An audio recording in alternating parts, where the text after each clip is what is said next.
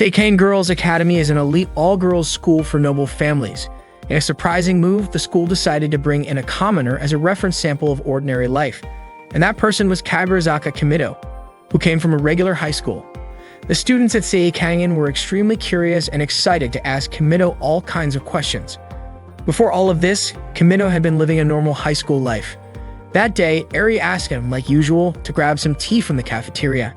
But as soon as Kimido stepped out of his classroom, a group of muscular men suddenly rushed toward him. They grabbed him, tied him up, and tossed him into a car.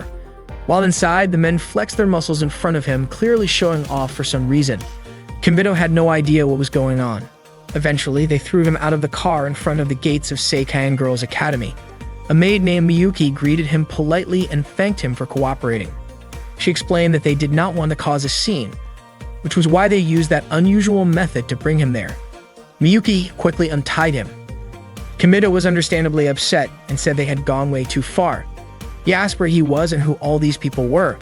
Miyuki brushed off his reaction, saying that the way he greeted people really did make him sound like a commoner, and to her, that kind of attitude was rude. She told him she would explain everything and asked him to follow her. As they walked, Miyuki introduced herself and explained that this was a school exclusively for daughters of noble families. It focused on teaching them the traditional manners and customs of classic Japanese women. The existence of the school was a well-guarded secret from the general public. She also told Kimido that the school was called Seikane Girls Academy, and starting that day, he would be attending it. Miyuki said that all the arrangements had already been made and even Kimido's parents had given their approval. Kimido was confused and asked why he had been chosen, but Miyuki ignored the question and simply told him to keep following her. She went on to say that Seikane was a school strictly for noble women, so men were never allowed. Every single student and staff member there was female, and no exceptions had ever been made. However, recently, the school had been facing a few issues. Miyuki brought Kimido to meet the principal, Sayuri. Sayuri introduced herself and apologized if Miyuki had treated him roughly. She then asked Miyuki to apologize directly to Kimido. Miyuki did apologize, although it was pretty clear she did not mean it sincerely. Kimido then asked what the actual problem at the school was.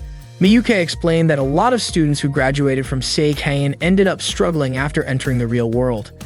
Even though they came from privileged backgrounds, they were not used to interacting with people outside of their bubble. The shock of dealing with such different lifestyles sometimes led them to odd behavior, like becoming obsessed with online games. Kimido was confused about why something like that would even be considered a serious issue. Sayuri said that some people had recently suggested the school should take action to prevent the same thing from happening to future graduates. Miyuki added that after discussing the best way to keep the school's traditions intact while still preparing students for the outside world, they decided to bring in a commoner. By inviting someone like Kimido to live among them at school, the hope was that the students would slowly get used to interacting with people from different backgrounds. On top of that, the students had never really been around the opposite sex, which had turned into a big problem on its own. Sayuri believed that this would solve everything. Kimido said he understood the situation, but he was confused about why he had been chosen to be the commoner sample. Miyuki explained that Kimido was just an ordinary high school student from the top public school in the prefecture. His height, weight, and looks were all average, and he was known as a kind person. Back in middle school, he had even been nicknamed Sebastian. Because of that, Miyuki said he was basically the perfect example of a commoner. However, according to Miyuki, there was one exceptional quality that made Kimido stand out from everyone else. He was supposedly gay, had a muscle fetish, and was attracted to handsome, muscular men. Kimido was shocked to hear that and insisted that he did not have a muscle fetish at all. Miyuki asked if she was wrong because as far as she knew, Kimido never interacted with any girls and always spent time around other boys. That information had come from Kimido's childhood friend, Eri. Kimido explained that Miyuki had misunderstood him and that he was still straight. Sayuri commented that this could be a problem, and Miyuki even warned that it might turn into a serious issue. Kimido asked why that would be. Miyuki explained that if he really was not into muscles, and for the sake of protecting the school's secret, he would have to spend the rest of his life in a place that did not exist on any map. And if he insisted on staying at that school, he would need to be medically neutered in order to protect the purity of the female students. Hearing that, Kimido had no choice but to declare that he loved well-built muscles. Miyuki was surprised to discover that side of him, but she seemed relieved. She informed him that his class would be Class 1. Sayuri reminded him that none of the students at the school had ever interacted with any boys before, so she asked him to be careful and not do anything too extreme. Kimito then walked into his class and he was stunned to see all the students standing in formation, waiting for him.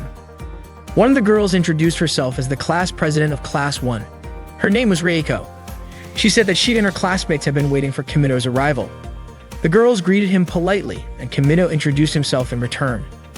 When they heard Kimito refer to himself using the word "or," they were surprised to learn that commoners talk like that. Suddenly, Kimito's phone rang. The students were confused and asked what the sound was. Miyuki stepped in to calm them down and explained that the object making that noise was called a cell phone, also known as a smartphone. None of the girls had ever seen one before. Miyuki explained that a cell phone was a small, portable telephone commonly used by commoners. The students immediately crowded around to take a closer look at Kimito's phone. They had no idea that such a thin, compact device could be used to make phone calls. Some of them even asked to hold it themselves. They could not believe that Kimito was so used to using something so amazing, and they said commoners were truly incredible.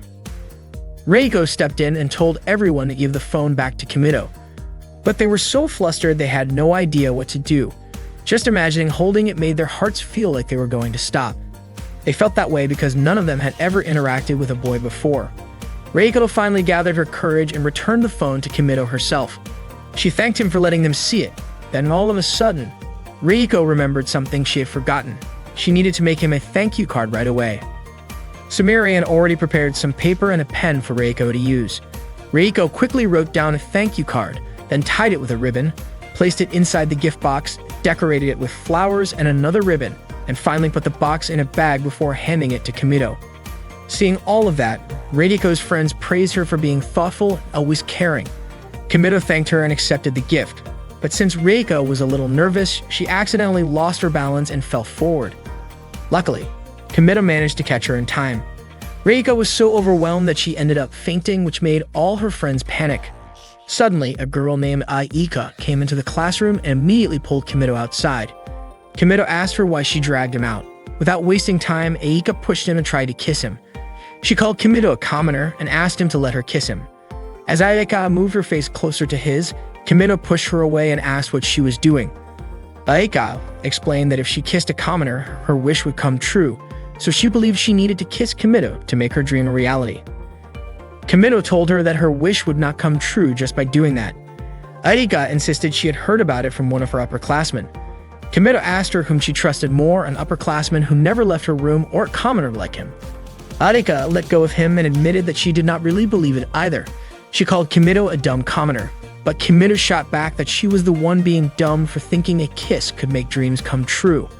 Aika responded by saying she did not actually believe it. Just messing around, Kimito joked that if she spun in a circle and barked, then her dream would come true. To his surprise, Aika actually believed him and did it right away. Kimito could barely believe what he had just witnessed. Right then, Reiko and her friends showed up to apologize to Kimito. Reiko explained that she and the others were truly worried about him, so they came looking. They were shocked to see Kimito being pulled away like that by Aika. Reiko asked what he and Aika were doing. When she called out to Aika suddenly ran away. Reiko mentioned that Aika never really talked to them, so maybe there was something they did not know about her. Later, Miyuki escorted Kimito to a dorm that would be his new place to live.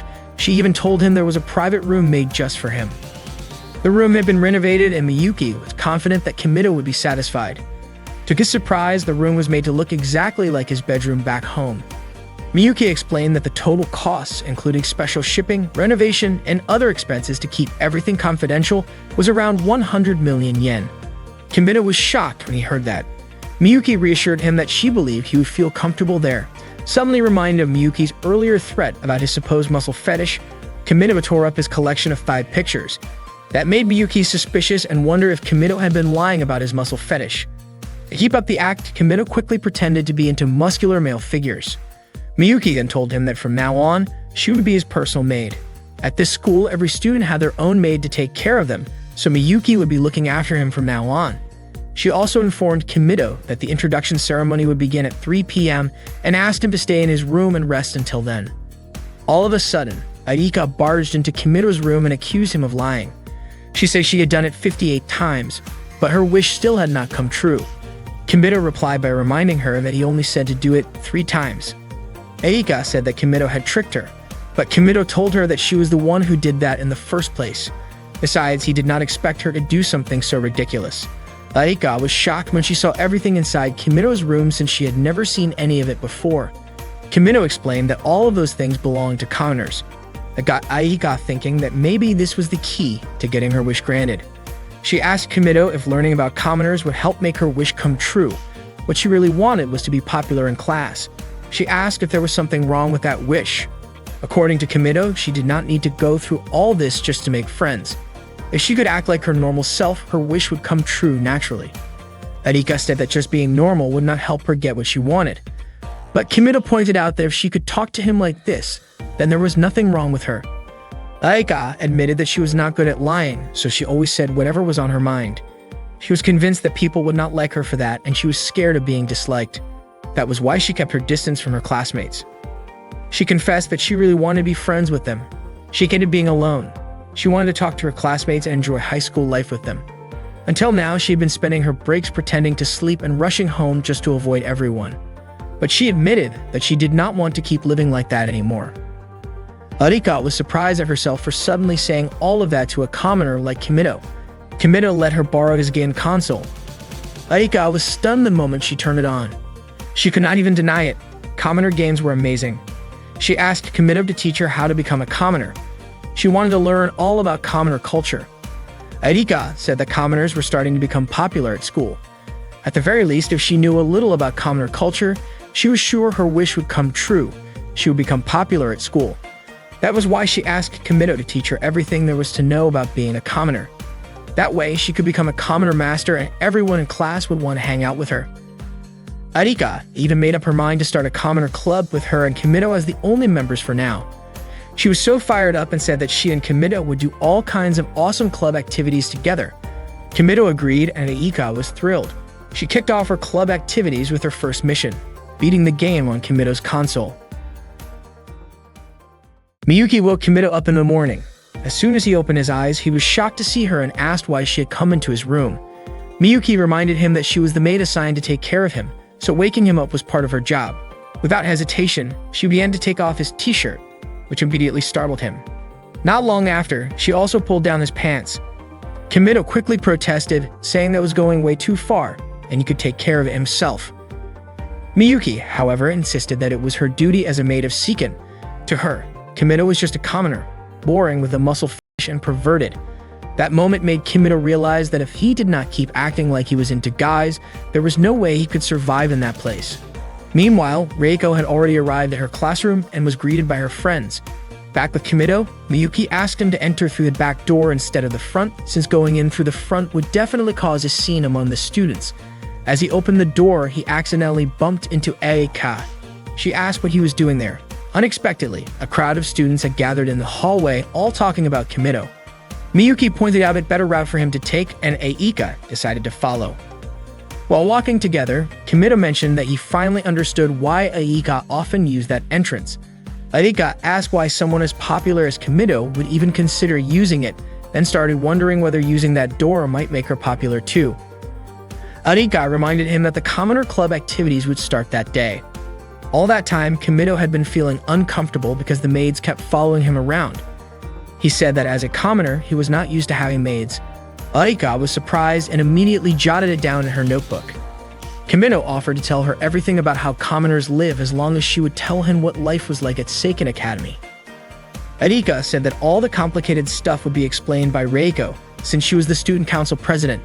Kimito asked why Aika could not just do it instead. Aika was surprised and asked why he would choose her over Reiko.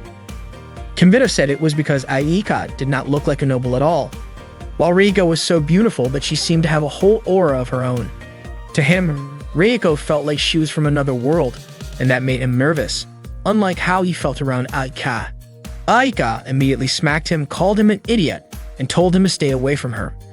As they kept walking, Reiko suddenly showed up and said she had been looking all over for Kimito. She was really happy to see him. She also greeted Aika, but as usual, Aika stayed silent. Reiko then asked Kimito if she could have a moment of his time after school. Kimito agreed, which made Reiko even more excited. She explained that she and her friends were planning a welcome party for him. They would all be waiting for him in the auditorium, and she even invited Aika before quickly walking away. Reiko then wondered if she had done something wrong to make Aika so upset. Kimito realized that Aika tended to get shy in situations like that. Reiko was definitely an outstanding student. She was great at English, skilled at flower arranging, and even her friends admired her for how beautiful her arrangements looked. On top of that, she was also amazing at the long jump. Her friends described her movements as graceful. When it was Aika's turn, she ended up falling during her jump, and Reiko showed genuine concern for her. Then came Kimito's turn. He performed exceptionally well, surprising everyone. No one expected him to jump that far, and the students started praising him for how impressive he was. After gym class, Kimito walked through the halls surrounded by Reiko and her friends. Reiko complimented him, saying she could not even imagine jumping like that. Kaa commented that guys really were built differently, and Mizuho said she could not even land as smoothly as he had. Kimito then asked where she had gone. The others assumed he was referring to Aika. Kimito explained that commoners usually use pronouns when referring to people, unlike nobles who tend to address others directly by name. Reiko asked if Kimito and Aika had talked that morning and mentioned that it seemed like the two of them were pretty close. Reiko guessed that maybe something was wrong with her and the others, since Aika had not wanted to talk to them at all. Kimito wondered if it would be okay to tell them that Aika just did not want to be disliked by Reiko and the rest. He eventually said that Aika might have her own reasons, and he asked them not to hate her for it. Reiko replied by asking why they would hate Aika in the first place. They had not done anything to upset her, but they were really glad Kimito told them that. That way they could try to become good friends with her. The other girls agreed and said they were sure it would work out, and they were willing to try. Later, Reiko and the others took Kimito to the school restaurant. Kimito was stunned by how fancy the place was. Every student there stared at him, watching his every move. At that moment, Kimito had become the center of everyone's attention. He was so nervous that he tripped. When he looked at the menu, he could not understand anything written on it. Reiko asked what he wanted to order. Kimito said he wanted Japanese food, so Reiko and the others decided to order the same thing. To everyone's surprise, what got served was instant cup noodles. Miyuki was the one who brought them out, thinking instant noodles were a staple food for commoners. Kimito told her that commoners did not eat that every day.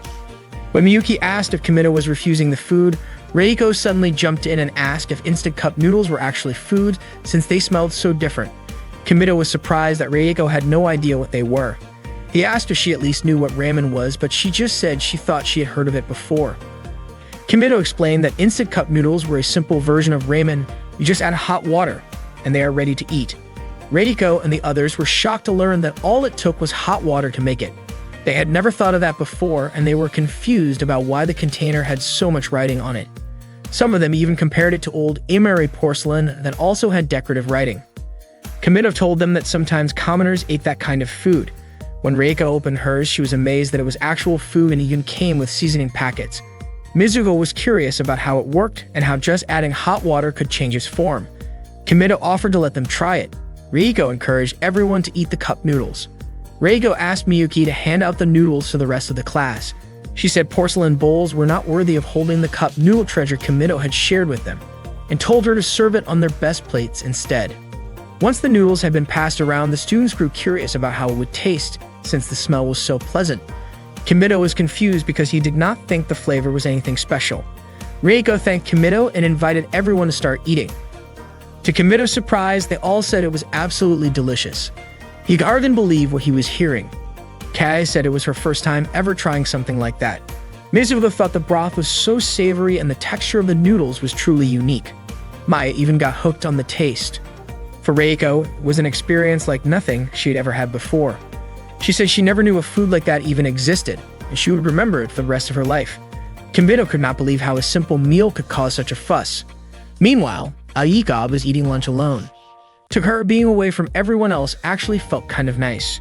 Reiko brought Kimito to his welcome party. Kimito felt happy and thanked Reiko for it. Reiko said she was just glad she got to organize something like that. Then she invited her friends to raise their glasses for Kimito as the new transfer student. The welcome party was incredibly fancy, complete with a violin performance and dancing. Reiko asked if something was wrong with the party, but Kimito said he was just impressed that she could pull off something like that. Reiko told him that he was the impressive one, surrounded by a world they had never known before.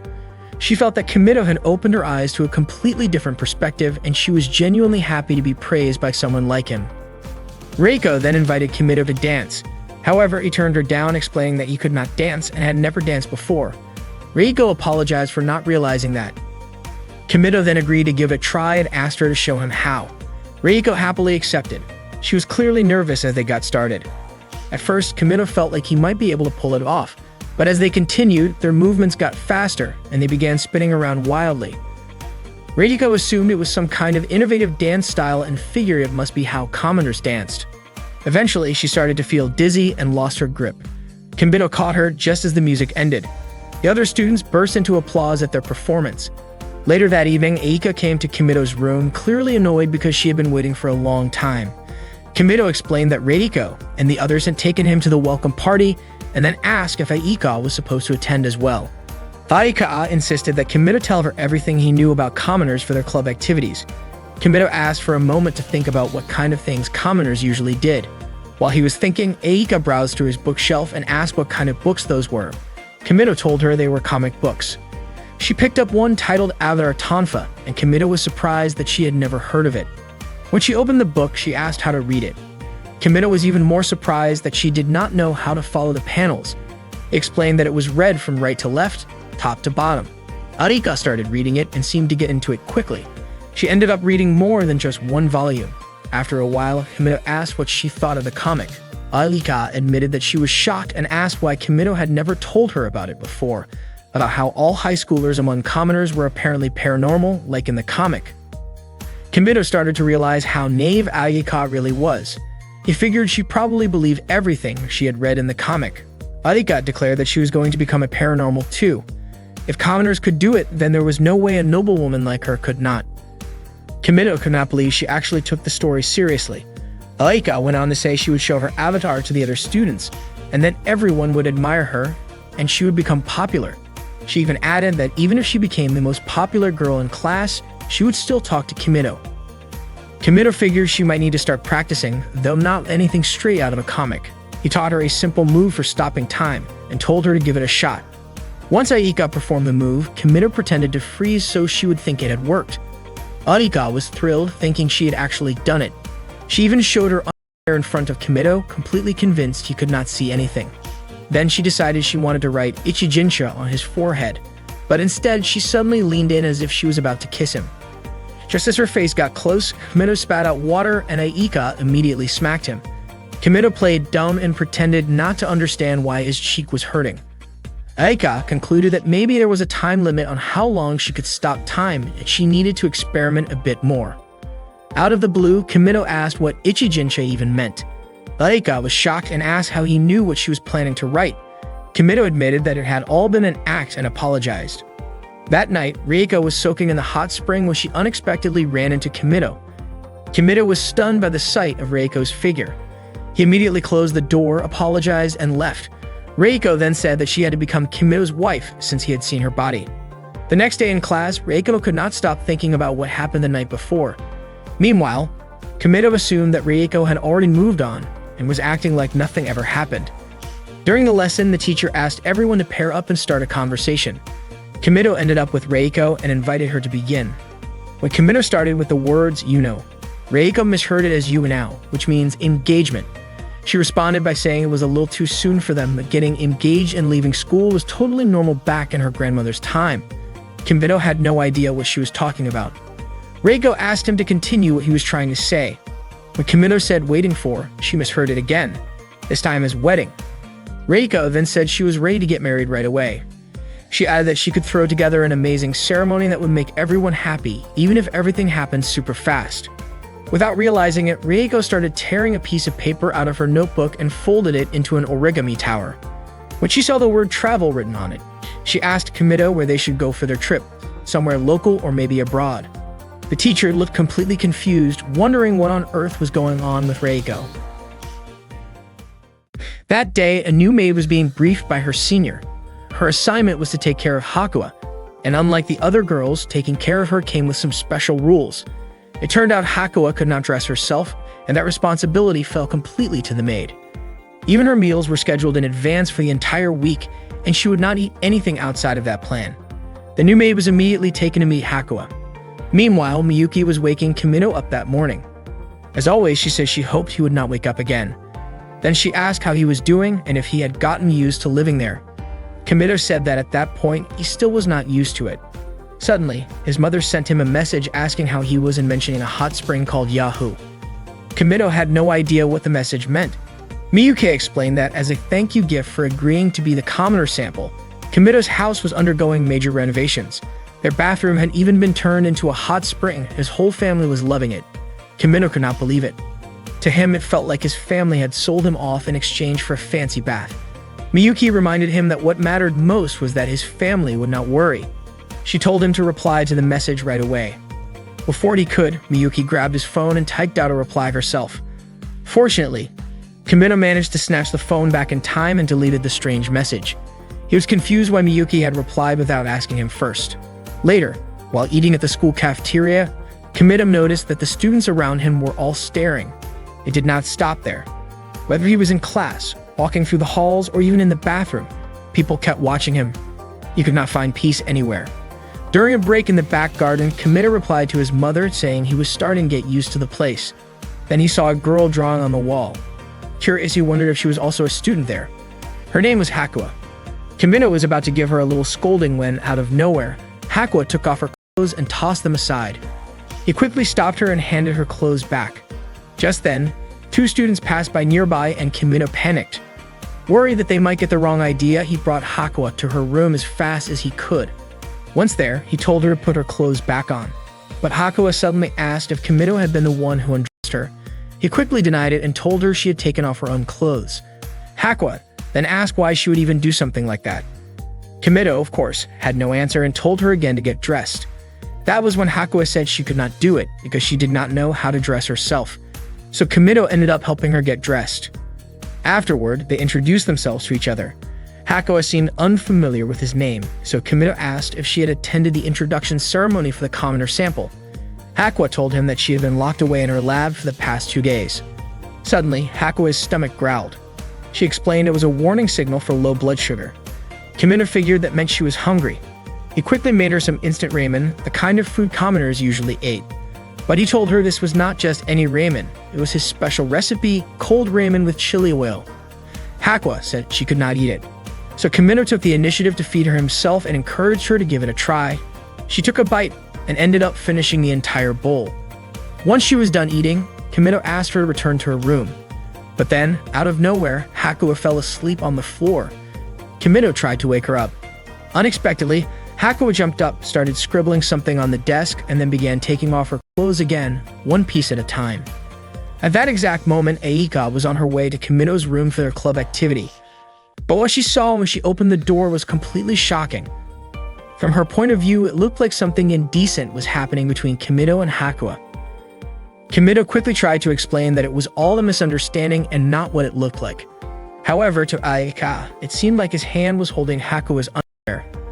Aika immediately yelled and called Kimido a pervert.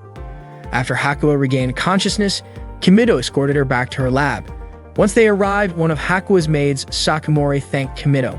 She pulled out a digital camera, which turned out to be used for recording what Hakua had written on the statue earlier, so she planned to head to the courtyard to take a picture of it. Kimido had no idea what that was all about. Sakamori then explained that Hakua was globally involved in fields like mathematics and industry, and at the time, many of the world's top business figures were waiting for her conclusions. Sakamori also mentioned that the building was funded by the profits from Hakua's own patent rights. She added that it was time for Hakua to eat. Kimido replied that he had already fed her. Sakamori was shocked when she heard that Kimido had taken care of Hakua's meal. Kimido asked if he had done something wrong. Sakamori said it was fine and asked what kind of food he had given her. Kimido told her that he had made instant ramen for Hakua. Sakamori looked nervous and thanked Kimido for taking care of her. When Kimido was about to leave, Hakua grabbed his hand and asked him to stay. Sakamori was so surprised by what she heard that she collapsed to the floor. Kimido gently patted Hakua's head and told her to come visit him again sometime. Hakua let go of his hand and did as he asked. After that, Kimido left. That night, Sakamori told the other maids about how shocked she was by Hakua's behavior. The Hakua they knew would not even wear underwear if left alone. She had never shown interest in anything outside of academics. Sakamori even mentioned how Hakua had held on to Kimido's arm and asked him not to leave. The other maids could hardly believe what they were hearing.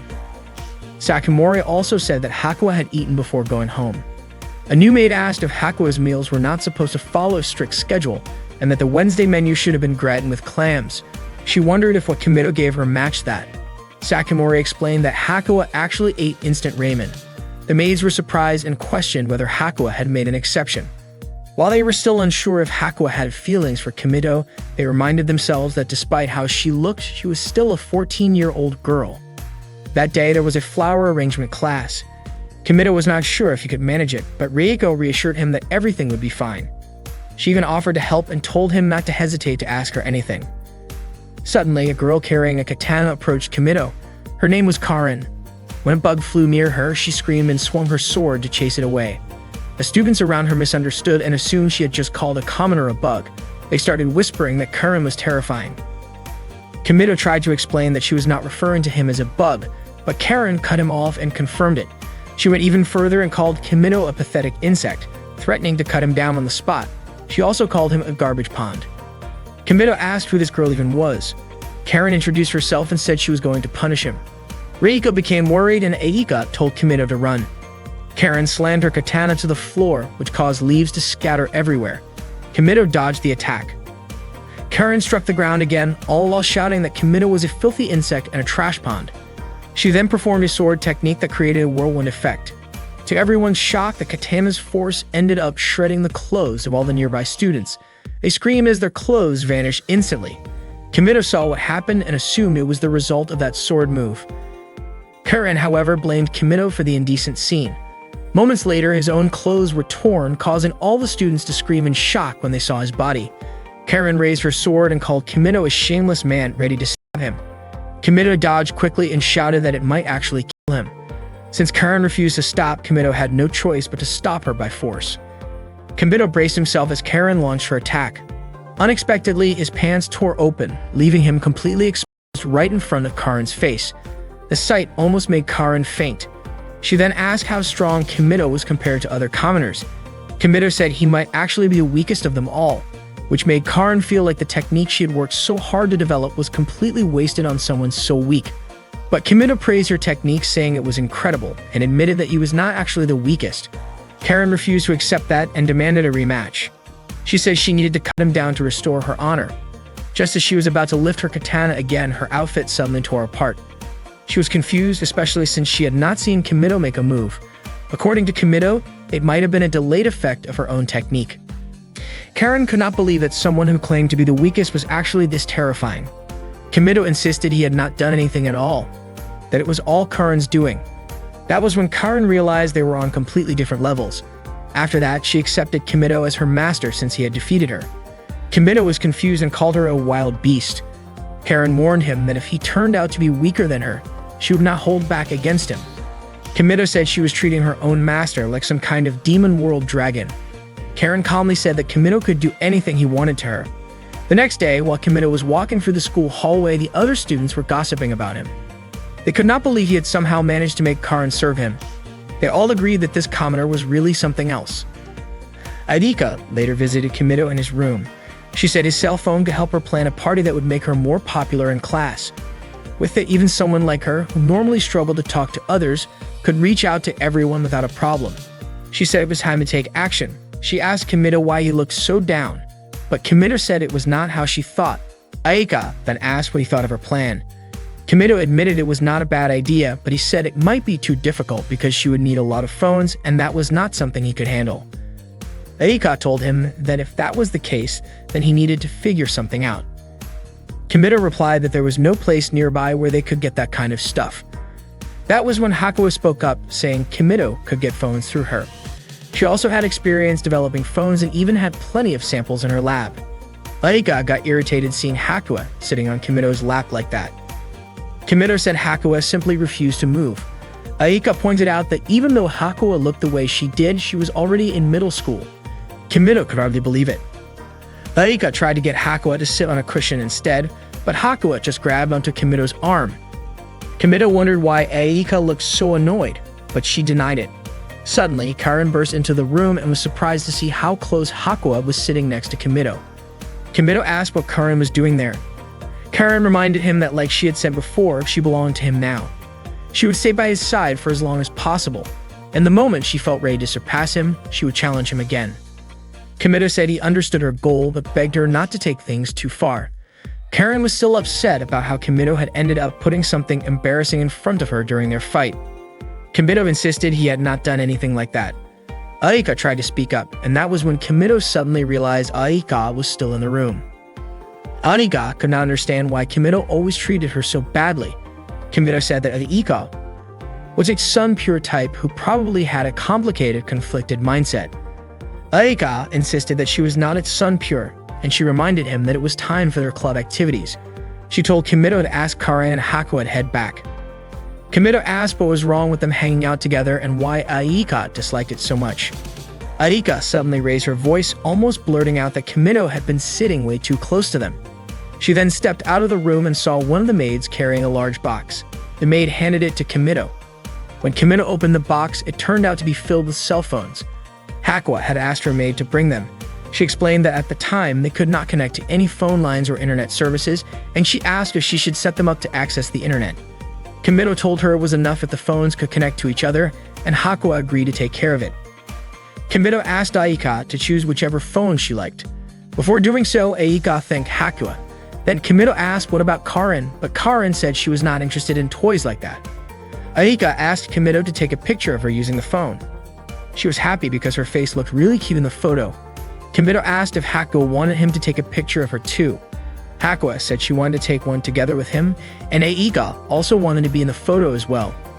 Kimito said there was no way the three of them would all fit in the frame.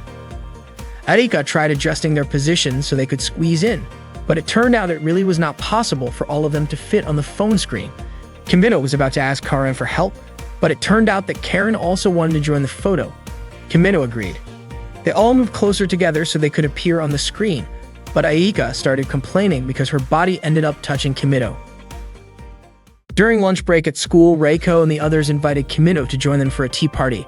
Reiko explained that it was not some big event, just a small gathering in her room.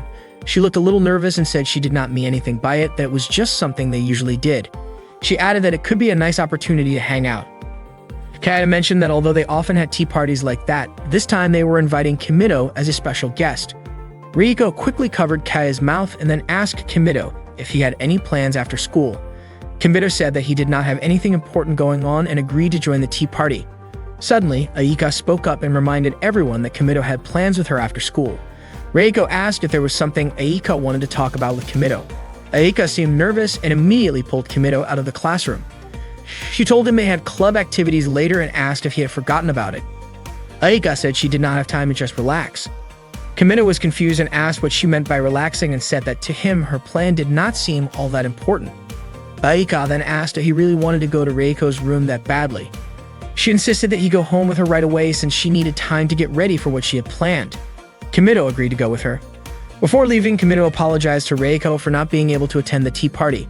Reiko told him not to worry about it and said she hoped his plans would go well. Kimito thanked her and left with Aika. Later, during the tea party in Reiko's room, Maya asked why Kimito did not show up. Reiko explained that he had something else going on. Maya wondered what kind of plan could have pulled him away and commented that Aika seemed a lot more open with Kimito. Reiko said she believed Aika had probably just asked Kimito for some advice. She figured that maybe Aika felt a bit overwhelmed being around all of them, especially since Kimito was still new to Seiken Academy. She added that Kimito was a great guy, so it made sense that Aika would want to talk to him. Kata mentioned that it seemed like Aika had been spending time in Kimito's room almost every day. She said it felt like they were getting a bit too close. A few days ago, Kata had gone to visit Kimito's room, but when she reached the door, she overheard Aika sounding really into something. That made her hesitate to go in. Lately, Aika had been hanging around Kimito's room late into the night. Meanwhile, Aika and Kimito were at their club meeting. Aika said she wanted to prepare some counter-style snacks like candy. Kimito brought up cheap snacks like yumiabo, which were easy to find at convenience stores. He mentioned that girls would usually buy those to eat in class. Aika liked the idea and decided to call it a commoner after-school snack party. Kimito agreed with the name. Aika looked happy and said it sounded like it would be a lot of fun. She hoped everyone would enjoy it. Back in Reiko's room, her friends were still talking about Kimito and Aika. Maya pointed out how close the two of them seemed in class, from the way Aika grabbed Kimito's hand to how they talked to each other. She said it felt like Aika was clearly going after Kimito behind everyone's backs and that it did not look like just a normal friendship. Kai even said that maybe the two of them were already dating. Maya got even more excited talking about it, especially since they were alone in the room together. Kai guessed they might have been kissing. At that point, Reiko suddenly raised her voice and told them to stop talking about it. Everyone was shocked by how upset she got. Reiko stood up and ran out of the room. The next day, Reiko did not come to school. Kai ended up crying. Kimito came over to check on them and asked what had actually happened. Meanwhile, Reiko was crying alone in her room. Not long after, Kimito came to see her and asked what was going on. But Reiko told him that she could not say anything. Kimito then asked if it had something to do with him. After hearing that, Reiko opened the door and said it was not like that. She then told Kimito about what happened the day before. She also explained that she had yelled at Kae and left the room without saying anything. It was the first time she had ever done something like that, and she did not know what she should do. Kimito offered to help her. When Kimito went to his room, he was surprised to see Aika there. Aika asked about Reiko and mentioned that she knew Kimito had just come from Reiko's room. Kimito asked how she knew that. Aika accidentally admitted that she got curious when Kimito left and decided to follow him. Kimito explained that Reiko was feeling really overwhelmed. Aika guessed that Kimito was probably thinking of a way to help her, and Kimito was confused about how Aika could know that. Aika said that was just the kind of person he was, and then asked if he had come up with any ideas. Kimito thought the simplest solution would be to bring in an outsider to talk things through, but since the whole class was involved in considering Reiko's situation, he figured it would be better to organize an event or something different that could boost everyone's spirits and help Reiko gain more confidence. He started thinking about something related to commoners that nobody at school knew about but could be used to patch things up, but he was not sure what could check all those boxes. Aika suggested that what Kimito was actually planning was an after-school commoner-style party. Kimito asked if that was not the idea Aika had wanted to do herself. Aika said it was fine because she thought there was no better idea than that anyway. Kimito told her she was actually a really kind person. Aika admitted that she had not really wanted to do it at first, but since it was her idea, she also wanted to be more popular in class and enjoy school life with everyone. Still, she could not stand seeing the class like that and did not want to leave Reiko alone. She said she would hate herself more if she did nothing. Kimito once again told her that she was a good person. He even offered to make her a snack, but instead, Aika bumped her forehead against his and called him an idiot. Kimito winced in pain and said he was starting to think she was not such a good person after all. After school, Kimito thanked the students who had gathered and told them they would be having a commoner-style after-school party. He explained that this was something that regular high school girls often did, and he wanted everyone there to try it out. Suddenly, Reiko showed up, dressed completely differently from usual. She said "edge poyo," a phrase commonly used by fashionable girls from the commoner world. Her classmates could barely believe that the girl standing in front of them was Reiko. She kept acting playfully like a typical commoner girl. Kimito was genuinely impressed because Reiko seemed to be able to pull off anything perfectly. Kimito mentioned that earlier that day he had asked Reiko to dress like a fashionable girl from the commoner world. Girls dressed like that were usually seen as trendy. Everyone noticed that her hairstyle looked foreign and her makeup was bold and stylish. Reiko then pulled a phone out of her pocket and sent a message. Right after that, the sound of phones ringing filled the room. Reiko asked everyone to check inside their desks. To their surprise, they each found a phone. Reiko asked them to press the message button, and it turned out to be an apology from her. She apologized for making everyone worry. She also specifically apologized to Kae for saying something hurtful. Kae said it was her fault too. Reiko asked Kae to take a selfie with her as a way to remember that they had made up. Reiko took a picture with Kae using her phone. Then she explained to the class that phones could also be used to take pictures and send them through messages. She said that commoner girls usually took pictures like that with their friends and messaged them to each other. Reiko told everyone that she and Kae were friends. Kae was touched and said she would treasure that photo like a prized possession. After that, Reiko invited the rest of the class to take photos with her too. After the event ended, Reiko thanked Kimito for helping her. In fact, she felt like no amount of gratitude would ever be enough to repay him. Kimito felt relieved that Reiko and Kae had made up. Reiko was incredibly happy that Kimito went through all that just for her. Kimito admitted that the idea had not been his in the first place. It was actually Aika's. He probably should have kept that a secret, but because it was Reiko, he decided to tell her anyway. He explained that Aika had really wanted to become friends with Reiko and her classmates, which was why she had originally come up with the event. But for Reiko's sake, Aika gave the idea to her instead. Kimito said that Aika was genuinely kind, which made him feel like he had to do something in return for her. Unexpectedly, what he said made Reiko upset. She ran out of the classroom and headed straight for Kimito's room. Kimito quickly chased after her. When she arrived, she opened the door, and to her surprise, Aika was already in Kimito's room. Out of nowhere, Reiko said she hated Aika. She claimed Kimito had told her everything and even called Aika an idiot. Aika was shocked and annoyed because if Reiko already knew everything, then she should have been thanking her instead. Reiko suddenly lashed out and went after Aika. Aika had no idea what the problem was. Reiko cornered her and repeated that she was being stupid. Aika called out to Kimito asking for help. Reiko was confused about why Aika and Kimito were calling each other by their real names, which only proved how close the two of them really were. Reiko blamed Aika, saying that if Aika had just come to her for advice, none of this would have happened. She was disappointed that Aika gave up and walked away over something so minor. Aika started getting irritated and pushed Reiko back. She told her that Reiko would never understand or even know how she really felt. Reiko then asked if Aika had any idea how much she had worried about her. She said all she could think about was what she was lacking. Reiko also explained that she had been defending Aika from all the people talking behind her back. What Aika fired back, saying she never asked for that. She accused Reiko of always looking down on others just because she could do everything. Reiko pushed her and insisted that was not true. She told Aika that she should have relied more on other people. Aika argued that she had already helped Reiko by letting her use her idea, but Reiko responded that she had never asked for that. After hearing that, Aika started to hate Reiko too. The two of them kept fighting, eventually shoving each other onto the bed.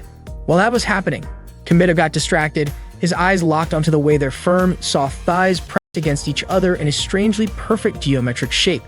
The absurdity of the thought snapped him out of it, and he quickly told them to stop fighting. Both girls yelled at him to shut up, and Aika threw a pillow at him, knocking him over. After that, Reiko and Aika both blamed themselves for how things had turned out. Kimito stood up and told them it was his fault. Once the fight had ended, Aika started playing a console game. Kimito tried to calm her down and encouraged her, saying that she would definitely be able to become a master of commoner culture. From the start, she had never really acted like a noble, especially not the way she talked. Aika said she used to be like the other girls, but in 4th grade, she got really sick with a fever and passed out. When she woke up, her way of speaking had changed completely. She figured maybe she had lost her memory during that fever or something had happened to her. Still, she said she was fine with it, since she never really wanted to get close to anyone anyway. To her, Kimito's games and comics were fun enough. Unfortunately, she accidentally let it slip that she also enjoyed spending time with Kimito. Just then, Hakua and Karen came into Kimito's room. Kimito assumed they wanted to hang out and play games with him. Although Karen would not admit it, Hakua handed him a club application form. It turned out she wanted to join the Commoner Club. Reiko also asked to join the club. Kimito was confused. He did not understand why all of them suddenly wanted to be part of the Commoner Club. Reiko said it was for the sake of her future. Hakua mentioned that she wanted to be with Kimito. Karen claimed she did not want to be with him, but the circumstances left her no choice. Unfortunately, Aika rejected their requests, especially Reiko's. Kimito asked Aika not to act that way because honestly, Reiko just wanted to make up with her. But Reiko ended up saying that if Aika did not like it, maybe she should be the one to leave. Then, a little shyly, Reiko asked Kimito to start calling her by her real name from now on. Aika got irritated and said that Reiko already had her tea party group and was always hanging out with them anyway. Reiko replied that she also wanted to be friends with people in her class and in the club, and she thought that was totally normal. Aika asked if Reiko hated her, but Reiko said she had never hated anyone in her life and that she actually hoped Aika could be friends with her. Aika immediately felt like throwing up after hearing that. Reiko gently told her she could leave if she wanted to, but of course Aika refused. Karen, confused, wondered when Aika and Reiko had gotten so close like that. Suddenly, a pair of underwear landed on Kimito's head. Turns out, Hakua had been writing something on the window and had started taking her clothes off. Karen was shocked and called it ridiculous. She quickly grabbed her phone to take a picture. Kimito was confused as to why Karen was taking a picture of a naked Hakua, while he also had to deal with Aika and Reiko arguing again. Kimito tried to stop them, but then Miyuki suddenly barged in and got angry when she saw the chaos in Kimito's room. She grabbed a giant pair of scissors and seemed like she was about to do something drastic to Kimito. Seeing that, Kimito quickly played a video of muscular guys and even said that he really wanted to be surrounded by their muscles. Hakua, Karen, Arika, and Reiko were all completely shocked when they heard that. Miyuki quickly apologized for doubting Kimito and said that he must be a very unique guy who only gets excited by super buff men. Kimito was incredibly embarrassed that Miyuki said that right in front of his friends. Misaki was a radio host, and that day she had a broadcast with Eri, a high school idol who also worked as a voice actress. It was the third time Eri had been on the show with her, and Misaki had even come up with a special greeting just for Eri. During the broadcast, Eri seemed cheerful and friendly. But after the show, while they were in the restroom, Eri was clearly upset with Misaki. She was angry that Misaki had called her things like money-making voice or sweet cake. To Eri, those kinds of comments were rude and annoying, and she felt Misaki should have known better than to say that on air. Right then, Eri got a message from Kimito. He told her that he was doing fine, that he had made some new friends, and that she did not need to worry about him. The thing was, Eri had not been worried about Kimito at all. The next morning, Kimito woke up and suddenly found Hakuo lying next to him. She was completely naked. As Hakuo started to wake up, Kimito asked if she wanted to play with him. She nodded, so Kimito helped her get dressed. After that, Kimito wanted to cook something for her, but all he could find was potatoes. He offered her some options: steamed potatoes, fried potatoes, or potato cakes. Hakuo asked what potato cakes were, and Kimito explained that they were like rice cakes, but made from mashed potatoes. He said he would shape the mashed potatoes into patties and fry them in a pan, and that they tasted pretty good. Hakuo seemed interested, and Kimito asked if she was okay with eating his cooking, since she usually followed a strict eating schedule. Hakuo told him that as long as he was the one cooking, she would eat it. Kimito said he would make something tasty for her. While he was preparing the mashed potatoes, Hakuo asked if there was anything she could help with. Kimito asked her to roll the potato mixture into little balls and reminded her to wash her hands first. After she did, he helped her put on an apron. He told her she looked cute in it, and Hakuo smiled at the compliment. As they worked, Hakuo compared her potato balls to Kimito's. His were all the same size, while hers were uneven. While they were still having fun making them, a pair of panties suddenly landed on Kimito's head. It turned out Hakuo had started scribbling formulas again, while absent-mindedly taking off her clothes, but this time she had not taken off the apron. Kimito quickly helped her put her underwear back on, but he could not help thinking he probably looked like a total creep. Soon the potato cakes were ready. Hakuo tried them right away and said they tasted good. After snacking, Hakuo picked up a small book and started reading. One riddle in the book asked, "What closes when you pass through it, but stays open if you do not?"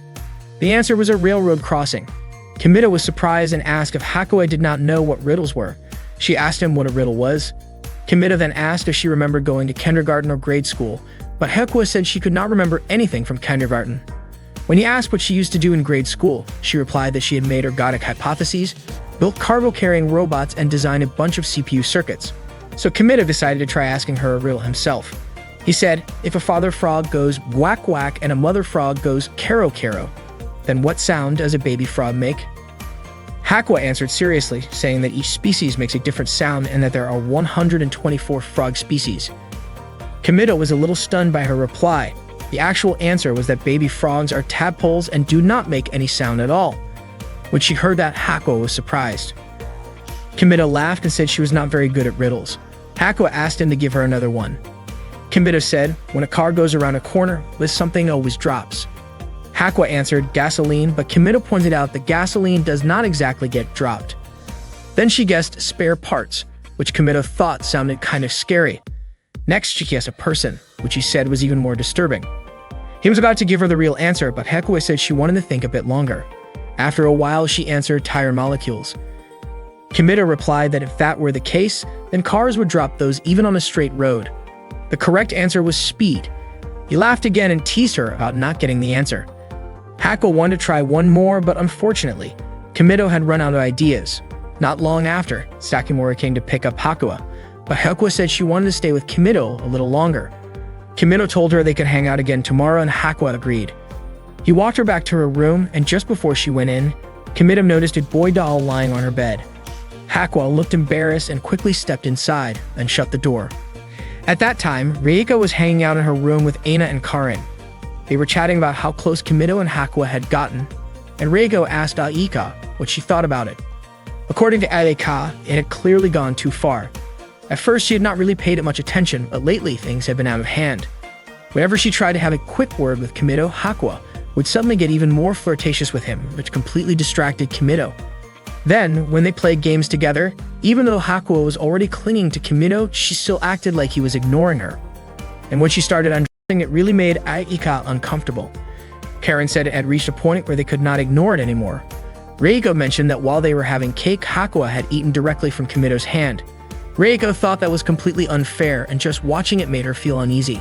Both Arika and Reiko were clearly annoyed by how Hakuo was acting around Kimito. Karen even admitted that she was jealous and felt like she wanted to take drastic action, but Reiko reminded her not to go overboard. Arika concluded that the real problem was Kimito, especially since every time he handed out candy, he smiled like he was genuinely enjoying it, as if he were some kind of personal servant.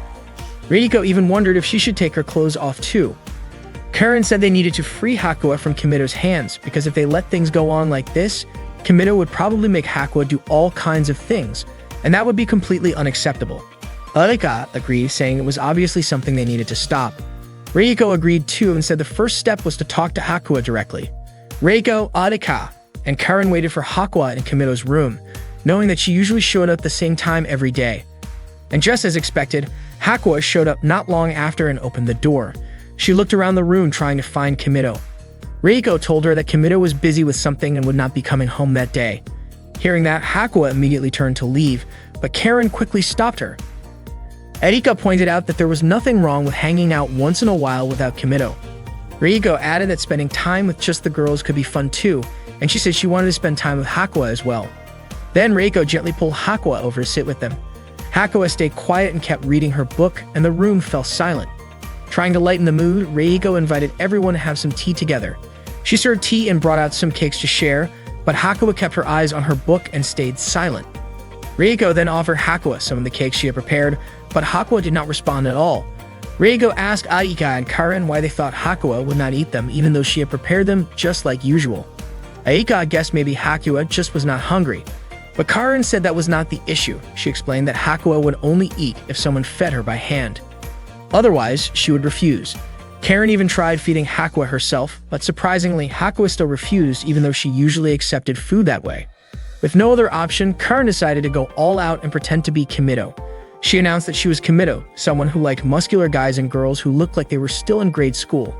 Then she tried feeding the cake to Hakuo again, but even then, Hakuo would not eat it. Karen had no idea why it was not working this time. There was food lined up right in front of Hakuo, but she had no interest in any of it.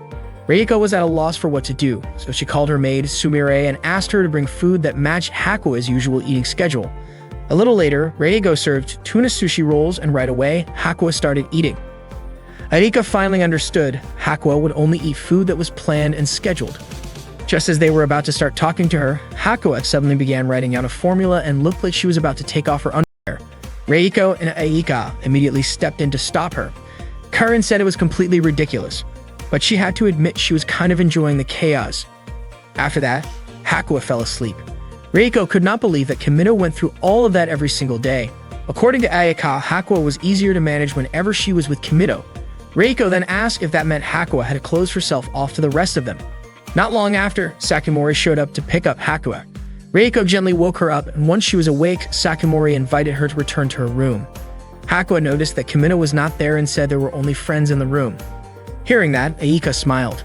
Before leaving, Hakuo said in a loud voice that the daddy frog's sound was quack quack, the mommy frog's sound was kero kero, and then she asked what sound the baby frog made. Reiko realized it was a riddle. Karen said Hakuo was absolutely adorable. Arika responded by saying that baby frogs were tadpoles, so they did not make any sounds. Hakuo was surprised that Aika could figure it out. Meanwhile, Kimito was playing a game voiced by Eri, something he had not done in a long time. The game character was named Marika.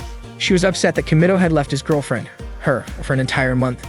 Kimito apologized, but Marika assumed that he hated her now. The game was called Marika-tan Pero Pero. Marika asked Kimito how he felt about her, and he told her that he really liked her.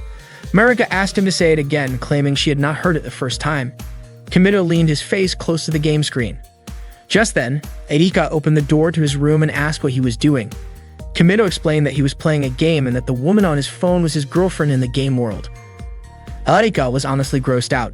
Kimito was not playing because he liked the game itself, but because the voice actress was someone he knew. Erika did not really understand what he meant by that. Kimido explained that when the game character spoke, the voice was actually someone he personally knew. Aika was really curious and wanted to hear the character's voice for herself. Kimido told her to try chatting with the game character. Marika and Aika introduced themselves. Marika asked if Aika was Kimido's friend. Aika nervously said yes. Marika laughed and told her not to be so tense. Aika really enjoyed the conversation with the game character. Not long after, an announcement came from the intercom calling Kimido to the principal's office. He quickly left the room. Marika then asked Aika to be her friend, and Aika happily agreed, even jokingly saying, "Until death do us part." Suddenly, Reiko walked into Kimido's room and was surprised to see what Aika was doing. Aika explained that she was making friends. She told Reiko that if she was looking for Kimido, he was not there and neither were Hakua and Karin. Since Aika was busy, she asked Reiko not to bother her. Reiko stepped into the room and said she wanted to read a book. Aika found it odd because Reiko usually did not like being alone with her. Out of the blue, Reiko asked why there were always women on the covers of Kimido's books. Aika guessed maybe it was because the female character was the protagonist. Reiko found it strange considering the books were meant for male readers, but every volume had a woman on the cover. Aika said she had no idea and suggested that Reiko go back to her own room to read. Reiko then asked why Aika was reading in Kimido's room and why she was still lying on his bed, since reading while lying down was a bad habit. Aika got annoyed and said Reiko was being way too picky. Then she moved to sit on the floor. Reiko quickly pointed out that Aika's underwear was visible, which made Aika immediately cover herself and call Reiko a pervert. Reiko told her she was the one being inappropriate, acting too relaxed just because Kimido was not around. Aika got annoyed because Reiko was being too noisy, so she went back to her room. Reiko, on purpose, mentioned that when Kimido returned, it would be just the two of them. Hearing that, Aika changed her mind about going back to her room and instead grabbed a book from the shelf. Reiko asked what book Aika had picked up, but Aika told her to stay away. It turned out the book Aika grabbed had a cover featuring a woman.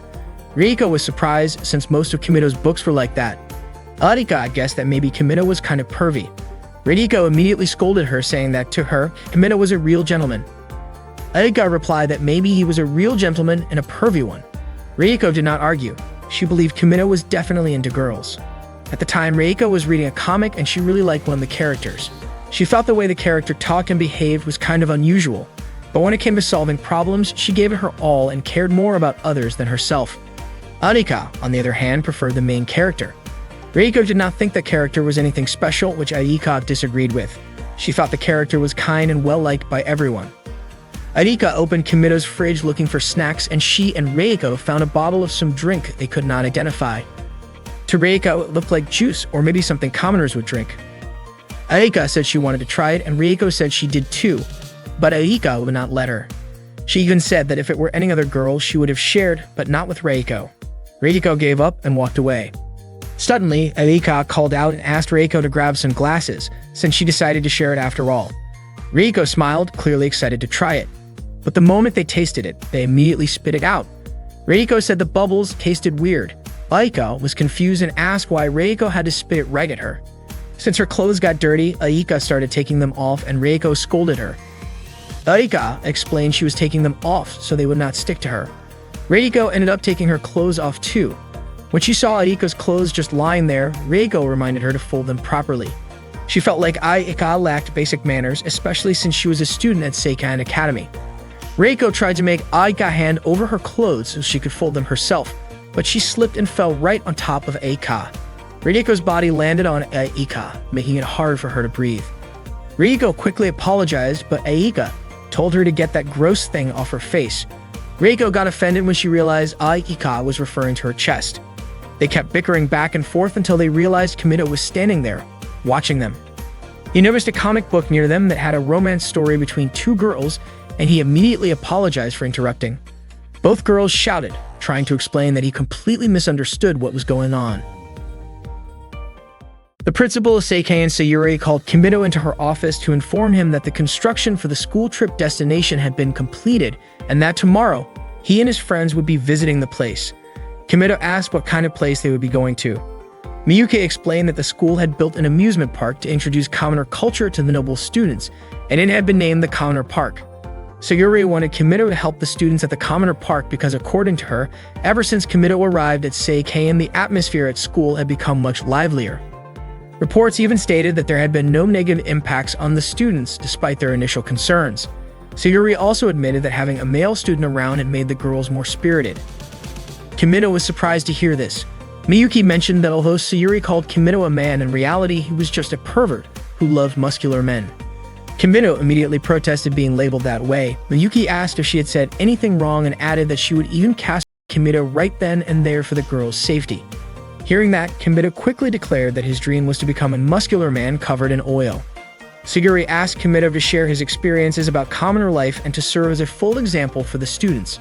She said that the reason Kimito was born was for this brief moment, which made Kimito wonder just how cheap his life was. The next day, the female high school students of Seikaen set out on their trip to the Commoner Park.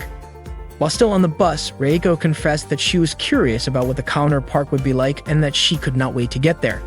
Kai asked Reiko if they had arrived, and Maya urged Reiko to get off the bus quickly. Kimito told Aika that the school trip was the time for the Commoner Club he had established to shine, meaning it was Aika's stage. Kimito believed that if Aika performed the way she had practiced, she would be just fine, and he kept cheering her on.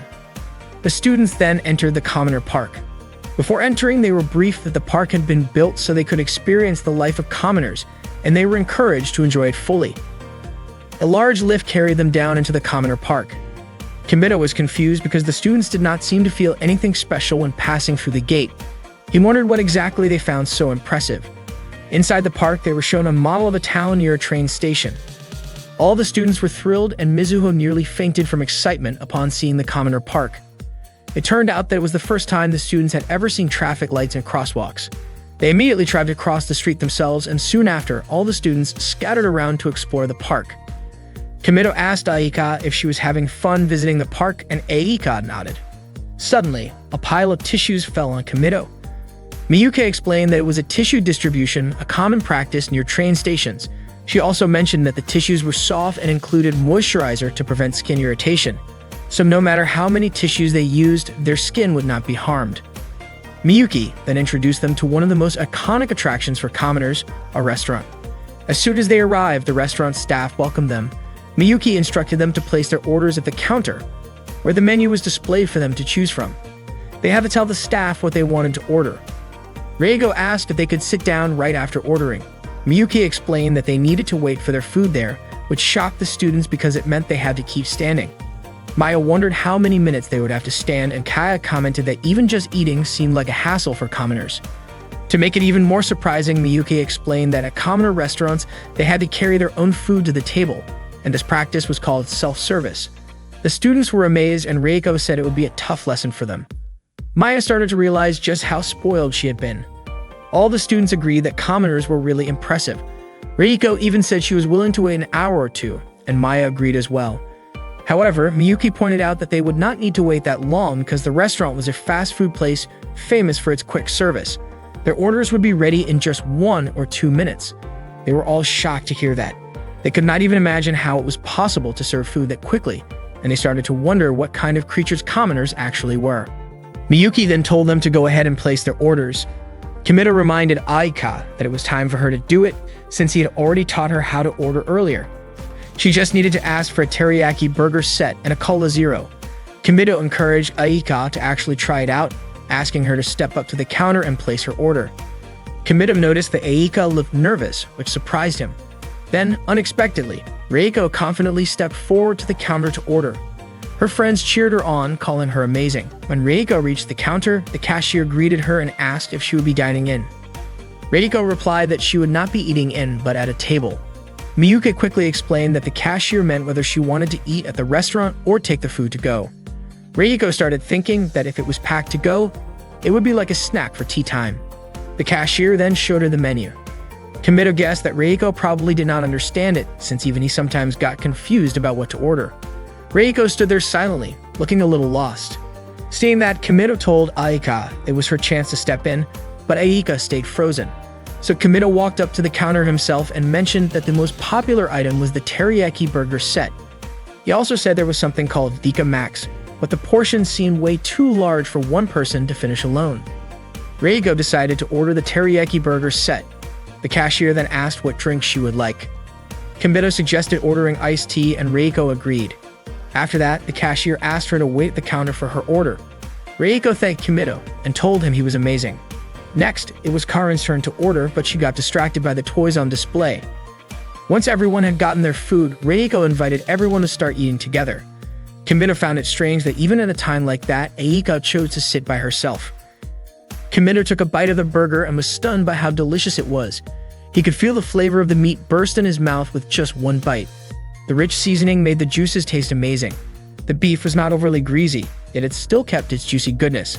For the first time, he understood what real beef was supposed to taste like. Everything he had eaten before now seemed like garbage in comparison. The softness of the bun perfectly complemented the tenderness of the meat, and the gentle aroma combined with the incredible texture made it feel like pure perfection.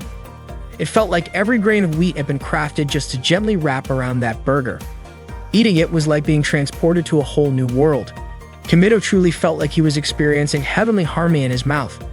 In his awe, he even started repeating Pythagoras over and over again. Kimito shouted that it was wrong to even call this burger Max. His friends asked him what was going on with him. Kimito admitted that while the burger was insanely good, the simple and balanced flavor of a classic cheeseburger and the unique taste that could only be found in the Dika Max made it special in a different way. More importantly, there was something about Dika Max that could not be found anywhere else. He even started wondering how much the burger actually cost, feeling like it would be strange if it was only a few hundred yen. Getting frustrated, Kimito angrily said that treating Max like that was insulting. He even challenged whoever dared to make such a burger to face him. Everyone was shocked, seeing how seriously angry Kimito looked, and they had no idea why he was so worked up. Meanwhile, Aika simply sipped her drink quietly from her seat in the corner, listening to everything from a distance. Meanwhile, Sakimori chased after Hakua, who was walking toward Kimito's room. Sakimori asked if Hakua was planning to play with Kimito, and Hakua nodded. Sakimori explained that unfortunately, Kimito had gone out with the others. They were visiting a public park together. Hearing this, Hakua just stayed silent. After visiting a fast food restaurant, the students headed to a game center. They looked amazed by the huge variety of games available there. Reiko told Kimito that she was really happy to come to the game center. Kaie invited Reiko to try the claw machine. Reiko managed to win a stuffed animal, and her friends clapped for her. Meanwhile, Arika was playing a dance game. According to Kimito, Aika was really good at dance games, but the other girls seemed more interested in the claw machines and the cute animals. Arika sat quietly by herself, so Kimito suggested that she just wait because the others would probably come over soon. Suddenly, the twin sisters showed up and asked Aika for help playing a game. However, Aika told them to leave because she wanted to go buy some juice. Kimito then stepped in and helped the twins with the claw machine. After winning a prize, Kimito gave the stuffed animal to them, and they thanked him happily. Out of nowhere, another girl asked Kimito to teach her too. She pressed the button while Kimito helped her aim.